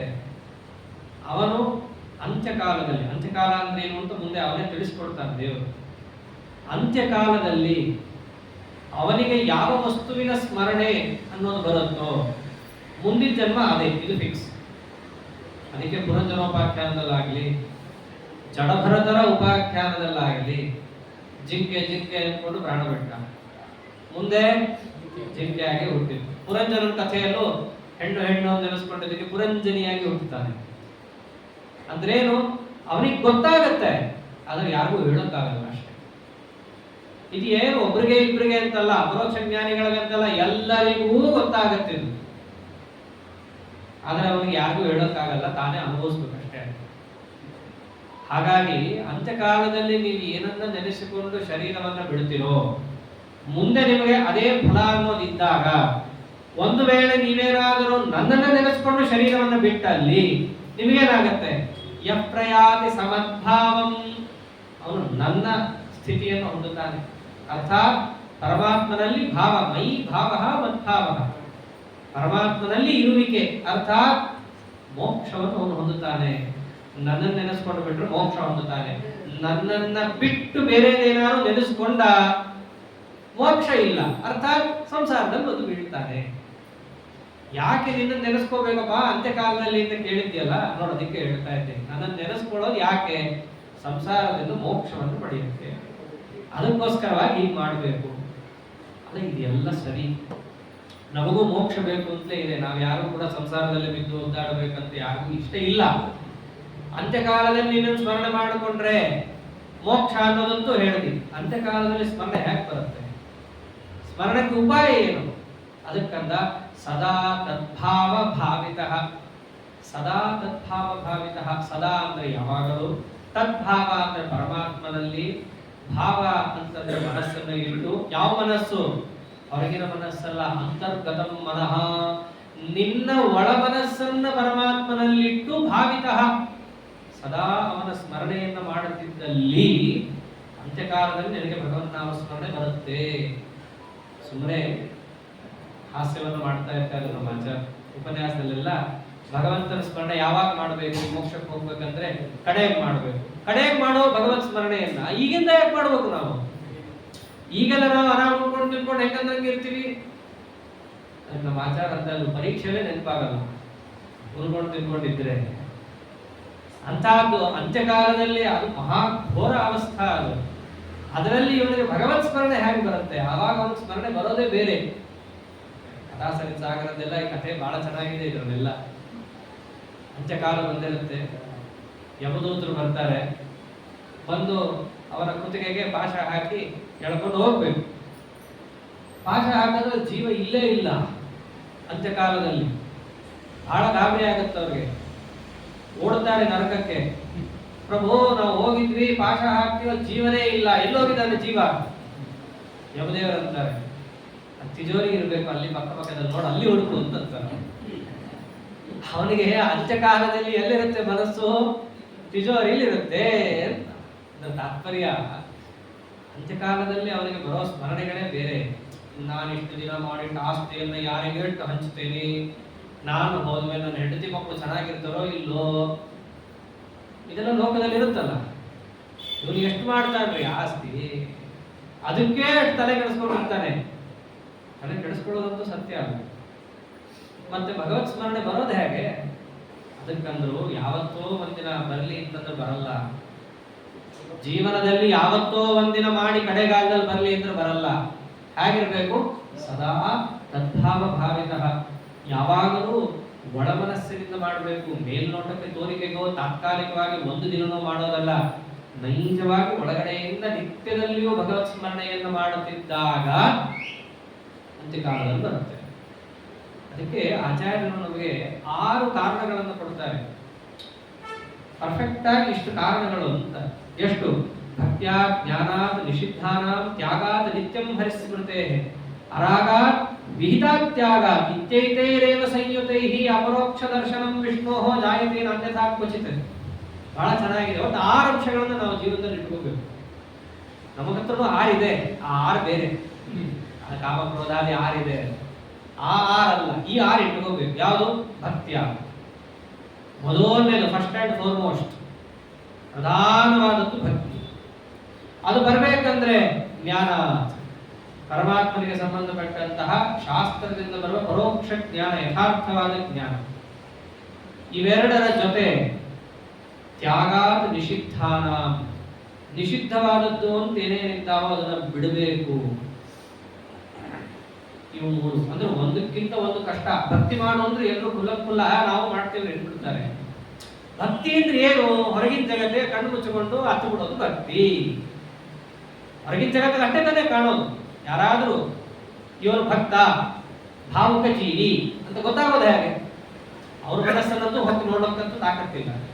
ಯಾರಾದ್ರೂ ಭಾರಿ ಕಣ್ಣು ಮುಚ್ಚಿಕೊಂಡು ಕೈ ಮುಚ್ಕೊಂಡು ದನ ತಟ್ಕೋತಿದ್ರು, ಏನಪ್ಪಾ ಏನ್ ಭಾವುಕರು, ಏನು ಹರಿಭಕ್ತಿ, ಮೂರೋಹೋ ರಸಿಕಾ ಭೂವಿಭಾವಕ, ಇವರು ನೋಡೇ ಹೇಳಿದ್ದಾರೆ ಅನ್ಸ್ಬಿಡುತ್ತೆ. ಲೋಕದಲ್ಲಿ ಹಾಗೆ ತಾನೇ ಇರೋದು. ಅದಕ್ಕೆ ನೆಕ್ಸ್ಟ್ ಸ್ಟೆಪ್ ಹೇಳೋದು ಭಕ್ತ್ಯ ಜ್ಞಾನಾತ್ ಅಂತ. ಇದು ಕಷ್ಟ. ಪರಾಪರ ತತ್ವಜ್ಞಾನವನ್ನು ದೃಢವಾಗಿ ತಗೋ ಅಂತಂದ್ರೆ ಎಲ್ಲರೂ ಕಸಿರಿಸಿ ಪ್ರಾರಂಭ ಆಗುತ್ತೆ. ಸರಿ, ಅದನ್ನೂ ಮಾಡ್ತೇವೆ ಅಂತ ಮುಂದೆ ಬಂದ. ಆಮೇಲೆ ನಿಷಿದ್ಧಾನಾಂ ತ್ಯಾಗ, ನಿಷಿದ್ಧವಾದದ್ದನ್ನು ಬಿಡು ಅಂದ್ರೆ ಸಾಕಾಗೋದಿಲ್ಲ. ಕಾಫಿ ಬಿಡಕ್ಕಾಗಲ್ಲ, ಇವ್ರಿಗೇನು ಅಪರೋಕ್ಷ ಜ್ಞಾನ ಆಗತ್ರಿ? ಇವೆಲ್ಲ ಹೇಳ್ಬಿಟ್ರೆ ಎಷ್ಟೋ ಜನಕ್ಕೆ ಬೇಜಾರಾಗ್ಬಿಡುತ್ತೆ. ಅದು ನಿಷಿದ್ಧ ವಾಸ್ತವದಲ್ಲಿ. ಕ್ಯಾರೆಟು, ಬೀಟ್ರೂಟು ಅವೆಲ್ಲ ನಿಷಿದ್ಧ. ಅದೆಲ್ಲ ಬಿಟ್ರಿ ಏಕಾದಶಿ ದಿವಸ ತಿನ್ನೋದು ನಿಷಿದ್ಧ, ಹೌದಲ್ಲ? ಇದಂತೂ ಪ್ರಸಿದ್ಧ. ಹಿಂದಿನ ಯಾವ್ದಾದ್ರು ಹೇಳಿದ್ರೆ ಬೇಜಾರಾಗ್ಬಿಡುತ್ತೆ ಎಷ್ಟೋ ಜನಕ್ಕೆ. ಇದು ಹೇಳಿದ್ರೆ ಯಾರಿಗೂ ಬೇಜಾರಾಗಲ್ಲ. ಏನು? ಏಕಾದಶಿ ದಿವಸ ಹರಿವಾಸರ ಅವತ್ತಿನ ದಿವಸ ತಿನ್ನೋದು ನಿಷಿದ್ಧ. ಅದನ್ನು ಎಷ್ಟೋ ಜನಕ್ಕೆ ಬಿಡಕ್ಕಾಗಲ್ಲ. ಅಪೇಕ್ಷೆ ಪಡ್ತಿರ್ತಾರೆ, ನಾಳೆ ದಿವಸ ಪರಮಾತ್ಮ ನಮ್ಮ ಎದುರಿಗೆ ಬಂದು ಎದೆ ಒಳಗೆ ಕಾಣಿಸ್ಕೋಬೇಕು ಅಂತ ಅಪೇಕ್ಷೆ ಪಡ್ತಿರ್ತಾರೆ. ಮೂರನೇ ಸ್ಟೆಪ್ಪೇ ಹತ್ತಿಲ್ಲ. ನಿಷಿದ್ಧಾನಾಂ ತ್ಯಾಗಾತ್, ಕೆಟ್ಟದ್ದನ್ನ ಬಿಡಬೇಕು. ಕೆಟ್ಟದ್ದು ಅಂದ್ರೆ ಇವನ್ ತಲೆಯಲ್ಲಿರೋ ಕೆಟ್ಟದ್ದಲ್ಲ, ಯಾವುದನ್ನ ಶಾಸ್ತ್ರ ನಿಷೇಧ ಮಾಡಿದೆಯೋ ಕೆಟ್ಟದ್ದು ಅಂತ ಹೇಳಿ ಅದನ್ನು ಬಿಡಬೇಕು. ಅದನ್ನ ಅದಾದ ಮೇಲೆ ನಿತ್ಯಂ ಹರಿಸ್ಮೃತೇ, ನಿತ್ಯದಲ್ಲಿಯೂ ಭಗವಂತನ ಸ್ಮರಣೆಯನ್ನು ಮಾಡಬೇಕು. ನಿತ್ಯದಲ್ಲಿಯೂ ಅಂದ್ರೆ ಏನು? ಆಚಾರ ಚೆನ್ನಾಗಿ ತಿಳಿಸ್ತಾರೆ. ವಿಷ್ಣು ಬ್ರಹ್ಮ ತಥಾದಾನೇ ದೇವಂ ನಿತ್ಯಂ ಉಪಾಸನಂ ಕಾರ್ಯಂ. ಮುಂದೊಂದು ಶಬ್ದ ಇದೆ, ಏನು? ಆಪದ್ಯಪಿ, ಆಪತ್ಕಾಲದಲ್ಲೂ ಸ್ಮರಣೆ ಮಾಡಬೇಕು. ಅದು ಕಷ್ಟವೇ ಬರೋದು. ಹಿಂದೆ ಹೇಳಿದ್ದಾನೆ, ಆರ್ತೋ ಜಿಜ್ಞಾಸು ಅರ್ಥಾರ್ಥಿ ಜ್ಞಾನೀಚ ಭರತರ್ಷಭ. ಕಷ್ಟ ಕಾಲದಲ್ಲಿ ನನ್ನ ಸ್ಮರಣೆಯೇ ಬರಲ್ಲ. ಅದು ಬಂತು ಅಂದ್ರೆ ನಿಮ್ದೇನೋ ಪೂರ್ವಜನ್ಮದ ಪುಣ್ಯ ಇದೆ ಅಂತ ಅರ್ಥ. ಕೆಲವರಿಗೆ ಅದು ಬರಲ್ಲ. ಆಪತ್ಕಾಲದಲ್ಲಿದ್ದಾಗ ಭಗವಂತ ನಮ್ಮ ಯೋಗಕ್ಷೇಮವನ್ನು ನೋಡ್ಕೊಂಡಾನೆ ಅಂತ ದೃಢ ವಿಶ್ವಾಸ ಅಂಬೋದು ಇರುತ್ತಲ್ಲ, ಅದನ್ನ ಆ ಇಂಗ್ಲಿಷ್ ಅಲ್ಲಿ ಅಚೀವ್ ಮಾಡಬೇಕು. ಇದು ನಂತರ ಪಡಿಬೇಕಾದದ್ದು ನಿತ್ಯಂ ಹರಿಸ್ಮೃತೆ. ಇದು 4ನೇದು. ಇನ್ನು 5ನೇದು ಅರಾಗ, ವೈರಾಗ್ಯ. ಪರಮ ಮುಖ್ಯವಾದದ್ದು. ಮನಸ್ಸನ್ನ ಪರಮಾತ್ಮನಲ್ಲಿ ಇಟ್ಟು ಬೇರೆ ಕಡೆ ಅದು ಹೋಗದಂತೆ, ಬೇರೆ ಕಡೆ ರಾಗ ಬಾರದಂತೆ ನೋಡ್ಕೊಳ್ಳೋದು ಅರಾಗ. ಎಲ್ಲದಕ್ಕಿಂತ ಮುಖ್ಯ ವಿಹಿತ ಅತ್ಯಾಗ. ತನಗೆ ವಿಹಿತವಾದದ್ದೇನಿದೆಯೋ ಕರ್ಮಾನುಷ್ಠಾನ ಅದನ್ನು ಬಿಡಬಾರದು, ಅದನ್ನು ಮಾಡ್ತಾ ಇರಬೇಕು. ನಿಷಿದ್ಧವನ್ನ ಬಿಡಬೇಕು, ವಿಹಿತವಾದದ್ದನ್ನ ಮಾಡ್ತಾ ಇರಬೇಕು. ವೈರಾಗ್ಯವನ್ನ ಪಡೆದಿರಬೇಕು, ಜ್ಞಾನವನ್ನ ಪಡೆದಿರಬೇಕು, ಭಕ್ತಿಯನ್ನ ಪಡೆದಿರಬೇಕು. ಅವಾಗ ನಿತ್ಯ ಹರಿಸ್ಮರಣೆ ಬರುತ್ತೆ. ಯಾವಾಗ ನಿತ್ಯ ಹರಿಸ್ಮರಣೆ ಬರುತ್ತೆ ಅಂತ ಹೇಳಿ ಕಡೆಗೆ ಏನಂದ ಪರಮಾತ್ಮ, ಹೀಗೆ ಯಾರು ನಿತ್ಯದಲ್ಲಿ ಹರಿಸ್ಮರಣೆ ಮಾಡ್ತಿರ್ತಾರಲ್ಲ ಅವರಿಗೆ ಅಂತ್ಯಕಾಲದಲ್ಲಿ ನನ್ನ ಸ್ಮರಣೆ ಬರುತ್ತೆ. ನಾವೆಲ್ಲ ಇನ್ನು ಇಷ್ಟೊಂದು ಮೆಟ್ಲು ಹತ್ತಬೇಕಾಗಿದೆ. ನಮ್ಮೆಲ್ಲರ ಪ್ರಕಾರ ಇದು ನಾವು ಮೆಟ್ಲು ಹತ್ತೋದಿರ್ಲಿ, ಅದರ ಕಾಂಪೌಂಡ್ ಸಹಿತ ನಾವು ಬಂದಿಲ್ಲ. ಇನ್ನು ಕಾಂಪೌಂಡ್ ಒಳಗೆ ಬರೋದು ಯಾವಾಗ, ಹತ್ತೋದು ಯಾವಾಗ, ಹತ್ತಿ ಗುರಿ ಮುಟ್ಟೋದು ಯಾವಾಗ, ಬಹಳ ದೂರ ಇದೆ. ಹಂಗಂತ ಹೇಳಿ ದೂರ ಇದೆ ಅಂತ ಬಿಡು ಅಂತ ಹೇಳಿ ತಿಳ್ಕೊಂಡು ಎಲ್ಲರೂ ಹೋಗ್ಬಿಡ್ಬಾರ್ದು, ಇನ್ನೂ ದೂರ ಆಗೋಗುತ್ತೆ ಅವಾಗ. ಇದಕ್ಕೆ ಪ್ರಾರಂಭವನ್ನ ಯಾವತ್ತು ನಿಮಗೆ ಮಾಡಬೇಕು ಅಂತ ದೇವರು ತಿಳಿಸ್ಕೊಡ್ತಾರೋ ಅವತ್ತೇ ಪ್ರಾರಂಭ ಮಾಡಬೇಕು. ಈ ಏಕಾದಶಿ ಆಗಲ್ಲ, ಮುಂದಿನ ಏಕಾದಶಿಯನ್ನು ಮಾಡೋಣಂತೆ ಅಂತಲ್ಲ. ಅದಕ್ಕೋಸ್ಕರವಾಗಿ ಇಷ್ಟೆಲ್ಲ ಪರಮಾತ್ಮ ಹೇಳ್ತಾ ಇರೋದು. ನಿತ್ಯಂ ಸದಾ ತದ್ಭಾವ ಭಾವಿತಃ, ಸದಾ ಮಾಡಬೇಕು. ಸರಿ, ಇಷ್ಟೆಲ್ಲ ಯಾಕೆ ಹೇಳಿದೆ ಗೊತ್ತೇನು? ನಾನು ಪ್ರಸಂಗಕ್ಕೆ ಬರ್ತಾನೆ ಕೃಷ್ಣ ಇವಾಗ. ಇಷ್ಟೆಲ್ಲ ನಾ ಯಾಕೆ ಹೇಳಿದೆ ಗೊತ್ತಾ? ತಸ್ಮಾತ್ ಸರ್ವೇಷು ಕಾಲೇಷು ಮಾಂ ಅನುಸ್ಮರ ಯುದ್ಧ ಚ ಮಯ್ಯರ್ಪಿತ ಮನೋ ಬುದ್ಧಿ ಮಾಮೇ ವೇಶ್ಯಸ್ಯ ಸಂಶಯಃ. ಇಷ್ಟೆಲ್ಲ ನಿಂಗೆ ಹೇಳುತ್ತಲ್ಲ, ಇಷ್ಟೆಲ್ಲ ಯಾಕೆ ಹೇಳಿದ್ದು? ಯುದ್ಧ ಮಾಡಲ್ಲ ಅಂತ ಹೊರಡೋಗ್ತಿದ್ದಿ. ಅದೇನೋ ನಿನಗೆ ತೋಚಿದ ಯತಿಧರ್ಮ ಅಂತ ಏನಿದೆ ಎಲ್ಲ ಬಿಟ್ಟು ಕಾಡಲ್ಲಿ ಗಡಿಗೆಡಿಸಿ ತಿಳ್ಕೊಂಡು ಭಗವತ್ ಜ್ಞಾನವನ್ನ ಸಂಪಾದನೆ ಮಾಡಿ ಅಪರೋಕ್ಷ ಜ್ಞಾನ ಪಡಿತೀನಿ ಅಂತ ಏನ್ ನಿನ್ ತಲೆಯಲ್ಲಿ ಇತ್ತಲ್ಲ, ಅದೆಲ್ಲ ಮಾಡಬೇಕಾಗಿರೋದು. ಅಪರೋಕ್ಷ ಜ್ಞಾನವನ್ನ ಪಡಿಬೇಕಂದ್ರೆ ಈ 6 ಮಾರ್ಗದಲ್ಲೇ ಬರಬೇಕು. ಅಲ್ಲಿ ಮುಖ್ಯವಾದದ್ದು ಯಾವಿದೆ? ವಿಹಿತ ಕರ್ಮಾನುಷ್ಠಾನವೂ ಒಂದಿದೆ. ಆದ್ದರಿಂದ ನೀನೇನ್ ಮಾಡು? ಮಾಂ ಅನುಸ್ಮರ, ನನ್ನನ್ನ ಸ್ಮರಣೆ ಮಾಡು. ಹೇಗೆ? ಸದಾ ತದ್ಭಾವ ಭಾವಿತಃ. ಸದಾ, ಸದಾ ಅಂದ್ರೇನು? ಸರ್ವೇಷು ಕಾಲೇಷು, ಎಲ್ಲಾ ಕಾಲದಲ್ಲೂ. ನಾಳೆ ಭೀಷ್ಮಾಚಾರ್ಯಕ್ಕೆ ಬಾಣ ಬಿಡ್ತೀವೋ, ದ್ರೋಣಾಚಾರ್ಯಕ್ಕೆ ಬಾಣ ಬಿಡ್ತೀವೋ, ಅಥವಾ ಯಾವ್ದೋ ಕಾಲಾನುಗಳಿಗೆ ಬಾಣ ಬಿಡ್ತೀವೋ, ಯಾವ ಕಾಲದಲ್ಲಾದರೂ ಸರಿ ಯಾರನ್ನ ಸ್ಮರಣೆ ಮಾಡು? ಮಾಂ ಅನುಸ್ಮರ, ನನ್ನನ್ನು ಸ್ಮರಣೆ ಮಾಡು. ಅಂದ್ರೆ ನಾನು ಮಾಡುತ್ತಿರುವಂತಹ ಕೆಲಸ ಯಾತಕ್ಕೋಸ್ಕರ? ನನ್ನ ರಾಜ್ಯಕ್ಕೋಸ್ಕರನೋ, ಕೋಶಕ್ಕೋಸ್ಕರನೋ, ನನ್ನ ಸ್ವಯಂ ಮನಸ್ ಸಂತೋಷಕ್ಕೋಸ್ಕರನೋ ಅಲ್ಲ. ಯಾತಕ್ಕೋಸ್ಕರ? ಮಾಮನುಸ್ಮರ, ಭಗವತ್ ಪ್ರೀತಿಗೋಸ್ಕರ ಮಾಡ್ತಾ ಇದ್ದೇನೆ. ಹಾಗನ್ಕೊಂಡು ಮಯರ್ಪಿತ ಮನೋಬುದ್ಧಿ, ನನ್ನಲ್ಲೇ ಮನಸ್ಸು ಬುದ್ಧಿಯನ್ನ ಇಟ್ಟು ಯುದ್ಧ ಮಾಡು. ಭಗವದ್ಗೀತೆ ಅದಕ್ಕೆ ಬಹಳ ಸ್ವಾರಸ್ಯ ಮತ್ತು ಸುಂದರ ಅನ್ನೋದು. ಎಷ್ಟೇ ಉಪದೇಶವನ್ನು ಮಾಡಿದ್ರು ಎಲ್ಲಿಗೆ ತಂದು ಮುಟ್ಟಿಸ್ಬೇಕೋ ಅಲ್ಲಿಗೆ ಮುಟ್ಟಿಸ್ತಾ ಇದ್ದಾರೆ ಪರಮಾತ್ಮ. ಇಷ್ಟೆಲ್ಲ ಹೇಳ್ತಾರೆ, ಅದರಿಂದ ಏನು ಎಲ್ಲೋ ಬಂದ್ಬಿಟ್ವಿ ಅಂತ ಅನ್ಸ್ಬಿಡ್ತು ಅಂತ ಕೆಲವೊಮ್ಮೆ. ಮಾತಾಡ್ತಾ ಮಾತಾಡ್ತಾ ಎಷ್ಟೋ ವಿಚಾರಗಳು ಬರುತ್ತೆ. ನಾವು ಮಾತಾಡ್ತಾ ಹೋಗ್ತೀವಿ. ಕಡೆಗೆ ಏನಾಗುತ್ತೆ, ಅದು ಎಲ್ಲಿ ಶುರುವಾಗಿತ್ತು ಅಂತ ನಮಗೆ ಬಂದ್ಬಿಡ್ತೀವಿ. ಮೊದಲು ಏನೋ ಹೇಳ್ತಿದ್ದಲ್ಲ, ಎಷ್ಟೋ ಬಾರಿ ನ್ಯೂಸ್ ಚಾನೆಲ್ ಅಲ್ಲೂ ಆಗುತ್ತೆ, ಆಂಕರ್ ಕೂಡಿಸ್ಕೊಂಡು ಮಾತಾಡಿಸ್ತಾ ಇರ್ತಾನೆ. ಅವನು ಬಹಳ ಉತ್ಸಾಹದಿಂದ ಹೇಳ್ತಾ ಹೋಗಿ ಈ ಕಡೆ ಕೇಳಿದ ಪ್ರಶ್ನೆ ಬರ್ತೋಗುತ್ತೆ. ಅವನೇ ಕೇಳ್ತಾನೆ, ನೀವೇನು ಕೇಳಿದ್ರಲ್ಲ ಹೇಳ್ರಿ ಇನ್ನೊಂದು ಸರ್ತಿ. ಆ ಸಂವಾದ ಸ್ವಾರಸ್ಯ ಅಲ್ಲ. ಎಷ್ಟೇ ಅವನು ದೀರ್ಘವಾದ ಸಂವಾದವನ್ನ ಮಾಡಿದ್ರು ಈ ಸಂವಾದದ ಮೂಲ ಯಾವುದು ಅಲ್ಲಿ ಮುಟ್ಟಬೇಕಲ್ಲ. ಅದಕ್ಕೆ ಪರಮಾತ್ಮ ಅಂದ, ಇಷ್ಟೆಲ್ಲ ಉಪದೇಶ ಮಾಡೋದ್ನಲ್ಲ ಅದ್ರ ಗುರಿಯಲ್ಲಿ ಮಾಮನುಸ್ಮರ ಯುದ್ಧಚ, ನನ್ನನ್ನ ಸ್ಮರಣೆ ಮಾಡಿ ಯುದ್ಧ ಮಾಡು. ಅರ್ಥಾತ್ ಅಲ್ಲಿ ಯುದ್ಧ, ನಮಗೇನು ಯುದ್ಧ ಇರೋಲ್ಲ, ಎದ್ದೋಗೋಣ ಅಂತಂದ್ರಿಲ್ಲ. ನಮಗೇನು ವಿಹಿತ ಕರ್ಮಾನುಷ್ಠಾನವೇ ನಮ್ಮ ಪಾಲನೆ, ಅದು ಯುದ್ಧನೇ ರೀ. ಸರಿಯಾಗಿರೋ ದೇವರಿಗೆ ನೀರು ಸಿಗಲ್ಲ ಪೂಜೆ ಮಾಡೋಣ ಅಂತಂದ್ರೆ. ನಮ್ಮ ಸಾಧನೆಯಲ್ಲಿ ಮಾಡೋ ಯುದ್ಧ ಎಷ್ಟೆಷ್ಟಿರುತ್ತೆ, ಹೌದು ತಾನೆ? ಅರ್ಜುನನಿಗೆ ಅಲ್ಲೇನೋ 11 ಅಕ್ಷೋಹಿಣಿ 7 ಅಕ್ಷೋಹಿಣಿ ಸೇರಿತ್ತು. ಅಲ್ಲಿ ಅವನು ಮಾಡಬೇಕಾದ ಕರ್ಮಾನುಷ್ಠಾನ ಯುದ್ಧನೇ ಆಗಿತ್ತು. ಅದು ಕಷ್ಟ ಸಾಧ್ಯ, ಅವನ ಮನಸ್ಸಿಗೆ ಕಷ್ಟ ಆಗಿತ್ತು, ಹೌದು ತಾನೆ? ಇವೆಲ್ಲ ನಮ್ಮ ಪಾಲಿಗೇನು? ದಿನನಿತ್ಯ ಭಗವಂತನ ಸಾಧನೆಯನ್ನು ಮಾಡೋದು ಯುದ್ಧನೇ. ಸರಿಯಾಗಿ ನಾವು ಸಂಧ್ಯಾವನೆ ಮಾಡಿದ್ರೆ ನೀರು ಸಿಗಲ್ಲ, ಹೌದಲ್ಲ? ನೀರು ಸಿಗುತ್ತಾ ಸರಿಯಾಗಿ? ಅದೂ ಇಲ್ಲ. ಪೂಜೆ ಮಾಡೋಣ ಅಂತಂದ್ರೆ ಕೂಗ್ತವೆ, ಬೆಳಗಿನ ಜಾವ ಹೋಗುವಂತ ಕೂಗುತ್ತೆ, ಅದೂ ಸರಿಯಾಗಿಲ್ಲ. ಅಲ್ಲ, ನಮಗೆ ಎಷ್ಟು ಲೋಕದಲ್ಲಿದೆ ಹೇಳ್ರಿ. ಒಂದು ಭಗವತ್ ಕೆಲಸವನ್ನು ಮಾಡ್ತೀವಿ ಅಂತ ಹೋದ್ರೆ ಸಾವಿರಾರು ಕ್ಲೇಶಗಳಿದ್ದಾವೆ. ಅಂದ್ರೆ ಒಂದು ರೀತಿ ಕ್ಲೇಶವನ್ನ ದಾಟಿಕೊಂಡು ಹೋರಾಟದ ಜೀವನ ಯುದ್ಧನೇ ತಾನೆ. ದೇವರೇನಂದಿದ್ದು, ಮಯ್ಯರ್ಪಿತ ಮನೋಬುದ್ಧಿ, ನನ್ನಲ್ಲಿ ಮನಸ್ಸಿಡು. ನಿನಗೇನು ವಿಹಿತವಾದ ಕರ್ಮಾನುಷ್ಠಾನ ಅಂತ ಇದ್ದೀಯೋ ಅದನ್ನ ಮಾಮನುಸ್ಮರ ಯುದ್ಧಚ, ಅದನ್ನು ಬಂದು ಮಾಡಿದ್ರೆ ಏನಾಗತ್ತೆ? ನಾನು ಹೇಳಿದ್ದೀನಲ್ಲ ದಾರಿ, ಆ ದಾರಿಯಲ್ಲೇ ನೀ ಬರ್ತಿದ್ದಿ ಅಂತ ಆಗುತ್ತೆ. ಕೆಲವೊಮ್ಮೆ ನಾವು ಕೆಲಸ ಮಾಡ್ತಾ ಇರ್ತೀವಿ, ಕೆಲಸ ಮಾಡುವಾಗ ನಾನು ಹೋಗೋ ರೂಟ್ ಸರಿನಾ ತಪ್ಪ ಅಂತ ಡೌಟ್ ಇರುತ್ತೆ ನಮಗೆ. ಹೌದು, ನಾನು ಮಾಡ್ತಿದ್ದೀನಿ, ಸರಿನಾ ತಪ್ಪ? ದೇವರನ್ನ ಸರಿ ಮಾಡ್ತಾ ಇದ್ದೀನಿ. ಈ ಮಾರ್ಗದಲ್ಲಿ ನೀ ಬರ್ತಿದ್ದೀಯಲ್ಲ, ಈ 6 ಹಂತಗಳನ್ನು ಕೊಟ್ಟಿದ್ದೀನಿ, ಅದರ ಹಿನ್ನೆಲೆಯನ್ನು ಕೊಟ್ಟಿದ್ದೀನಿ.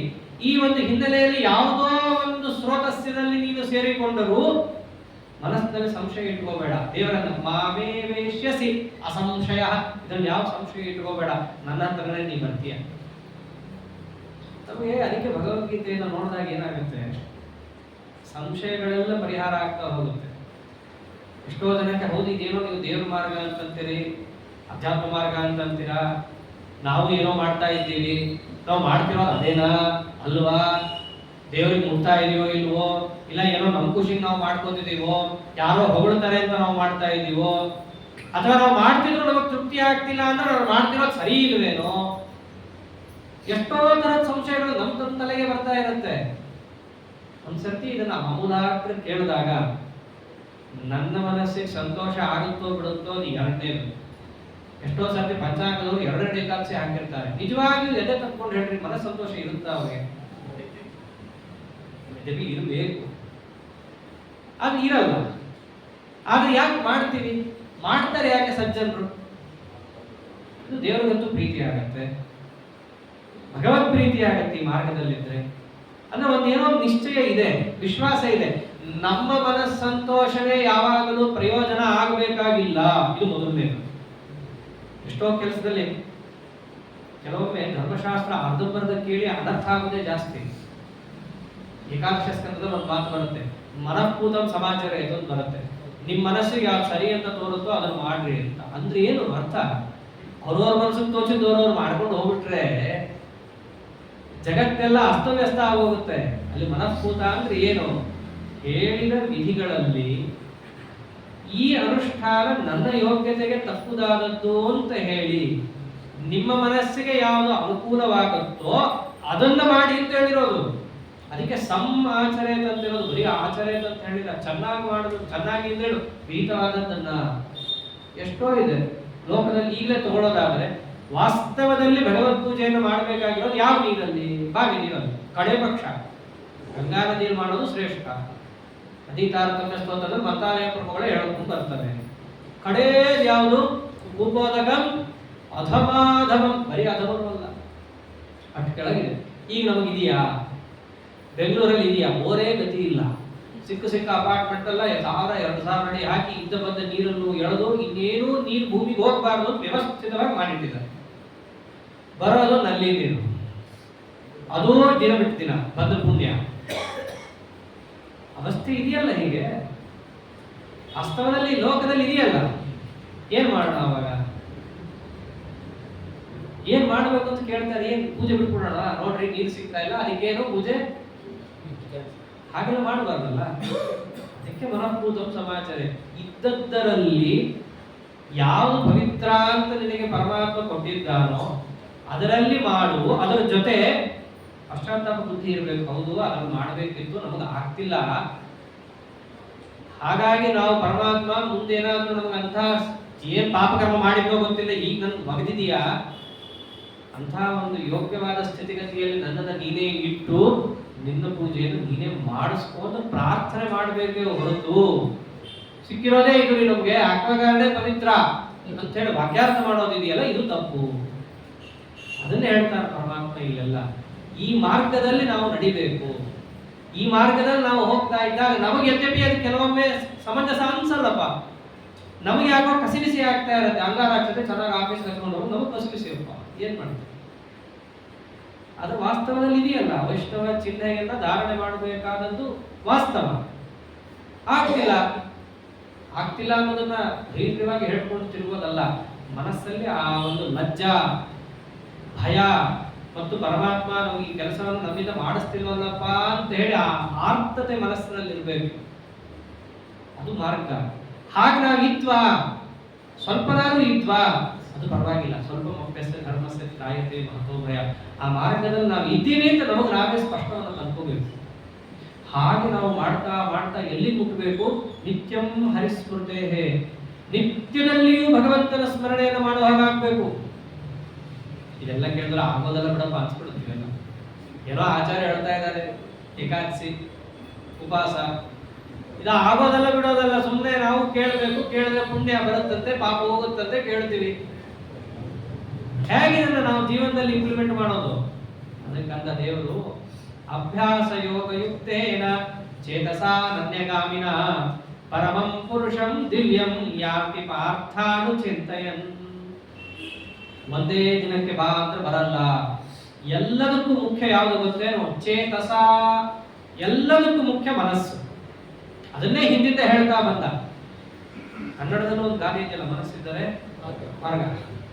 ಎಲ್ಲಿಂದ ಬಂದಿರೋದು? ಇಲ್ಲಿಂದ ಬಂದಿರೋದೆಲ್ಲ. ಚೇತಸ ಮುಖ್ಯವಾಗಿ ಮನಸ್ಸಿರಬೇಕು ಅವ್ರಿಗೆ. ಆದ್ರೆ ಅದು ಹೇಗಿರುತ್ತೆ? ಅನನ್ಯಗಾಮಿನ, ಅದು ಬೇರೆ ಬೇರೆ ಕಡೆ ಓಡ್ತಾ ಇರುತ್ತದು.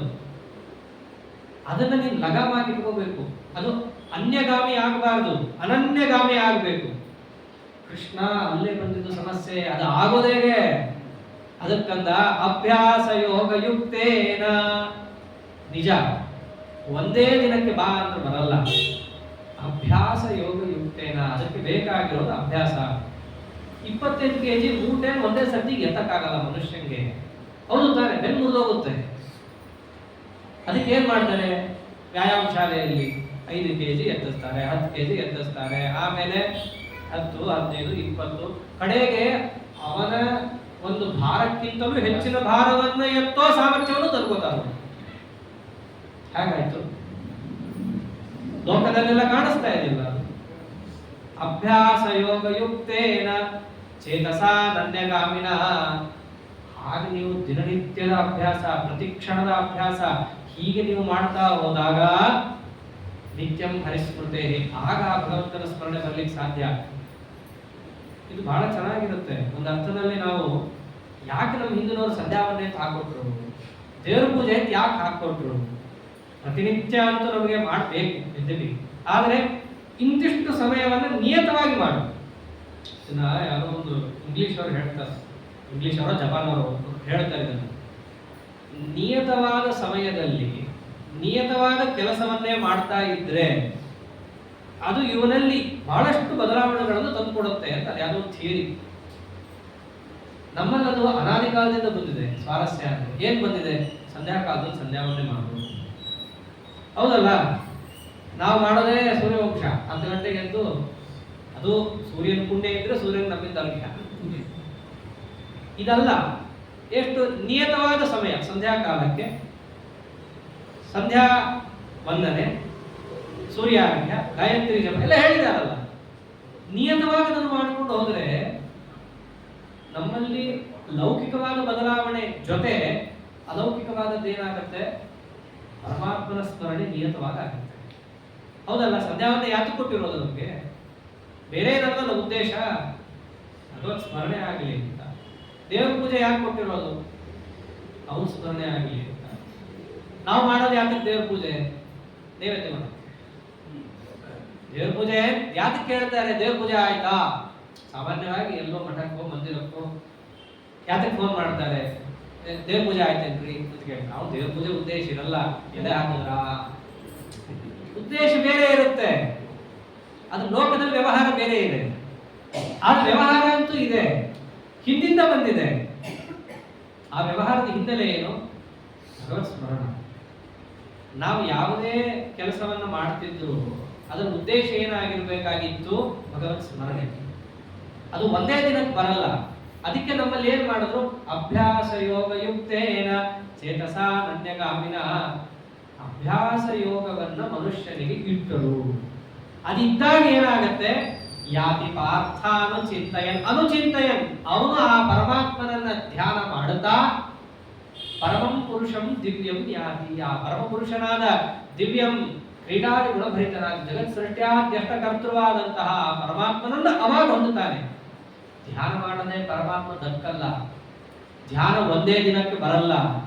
ಮನಸ್ಸನ್ನ ಪರಮಾತ್ಮನಲ್ಲಿ ಇಡೋದೇ ಧ್ಯಾನ. ಅದು ಏನೋ ಒಂದೇ ಒಂದು ಕ್ಷಣ ಇಟ್ವಿ ತೆಗೆದ್ವಿ ಅನ್ನೋದಲ್ಲ. ಸಂತತವಾಗಿ ಪರಮಾತ್ಮನಲ್ಲಿ ಮನಸ್ಸಿಡೋದೇ ಧ್ಯಾನ. ಆ ಸಂತತವಾಗಿ ಪರಮಾತ್ಮನಲ್ಲಿ ಮನಸ್ಸಿಡಬೇಕಂದ್ರೆ ಬೇರೆ ಕಡೆಯಿಂದ ತೆಗಿಬೇಕಲ್ಲ. ಅದು ತೆಗಿಲಿಕ್ಕೆ ಆಗಲ್ವಲ್ಲ ಅಂತ ಪ್ರಶ್ನೆ ಬಂದಾಗ ಉತ್ತರ ಕೊಟ್ಟಿದ್ಲು, ಅಭ್ಯಾಸ ಮಾಡಪ್ಪ, ತೆಗಿಯಕ್ಕಾಗತ್ತೆ ಅಂತ. ಅಭ್ಯಾಸದಿಂದ ಏನು ಬೇಕಾದರೂ ಸಾಧ್ಯ ಇದೆ, ಯೋಗ್ಯವಾದದ್ದು ಅಯೋಗ್ಯವಾದದ್ದು ಎರಡು. ಒಂದರ್ಥದಲ್ಲಿ ಲೋಕದಲ್ಲೂ ಕೂಡ ನಮಗೆ ಯಾಕೆ ಮನಸ್ಸು ಹೊರಗಡೆ ಹೋಗ್ತಾ ಇದೆ? ಅವರವರೇ ಪ್ರಶ್ನೆ ಕೇಳ್ಕೊಳ್ಳಿ. ಪರಮಾತ್ಮನಲ್ಲಿ ನಮ್ಮ ಮನಸ್ಸು ಹೋಗ್ತಿಲ್ಲ, ಹೊರಗಡೆನೆ ಮನಸ್ಸು ಹೋಗ್ತಾ ಇದೆ. ಯಾಕೆ ಹೋಗ್ತಾ ಇದೆ? ಅಭ್ಯಾಸ ಯೋಗ ಯುಕ್ತೇನ ಅನಾದಿ ಕಾಲದಿಂದ ಹೊರಗೆ ಹಾಕಿ ಹಾಕಿ ಹಾಕಿ ಅಭ್ಯಾಸ ಮಾಡ್ಕೊಂಡಿರೋದಕ್ಕೆ ಮನಸ್ಸು ಹೊರಗೆ ಹೋಗುತ್ತೆ. ದೇವಾದಿ ದೇವತೆಗಳಿಗೆ ಹೋಗಲ್ಲ. ಯಾಕೆ ಅಂದ್ರೆ ಅಭ್ಯಾಸ ಯೋಗ ಯುಕ್ತೇನ ಅವ್ರ ದೇವರಲ್ಲಿ ಹಾಗೆ ಅಭ್ಯಾಸ, ಬೇರೆ ಕಡೆ ಹಾಗೆ ಅಭ್ಯಾಸ ಇಲ್ಲ ಅವ್ರಿಗೆ. ಅದಕ್ಕೆ ಪುರಂದರದಾಸರಾಗಲಿ ದೊಡ್ಡ ದೊಡ್ಡ ಜ್ಞಾನಿಗಳ ಚರಿತ್ರೆಯಲ್ಲಿ ನೋಡ್ರಿ, ಅವ್ರಿಗೆ ಯಾವ ಪರಿವೆಯೇ ಇಲ್ಲ. ಅವರಿಗೆ ಯಾಕೆ? ಪರಮಾತ್ಮನ ಮನಸ್ಸು ಪ್ರಯತ್ನ ಪಟ್ಟಲ್ಲ. ಅಭ್ಯಾಸ ಯೋಗ ಯುಕ್ತ ಅಭ್ಯಾಸ ಇತ್ತು, ಆಗೋಯ್ತು. ಅವರವರ ಅನುಭವದಲ್ಲೇ ಇದೆ. ಪೂಜೆ ಮಾಡ್ಬೇಕಾದ್ರೆ ಗಂಟೆ ಪಕ್ಕದಲ್ಲಿ ಇಟ್ಕೊಂಡಿರ್ತಾರೆ.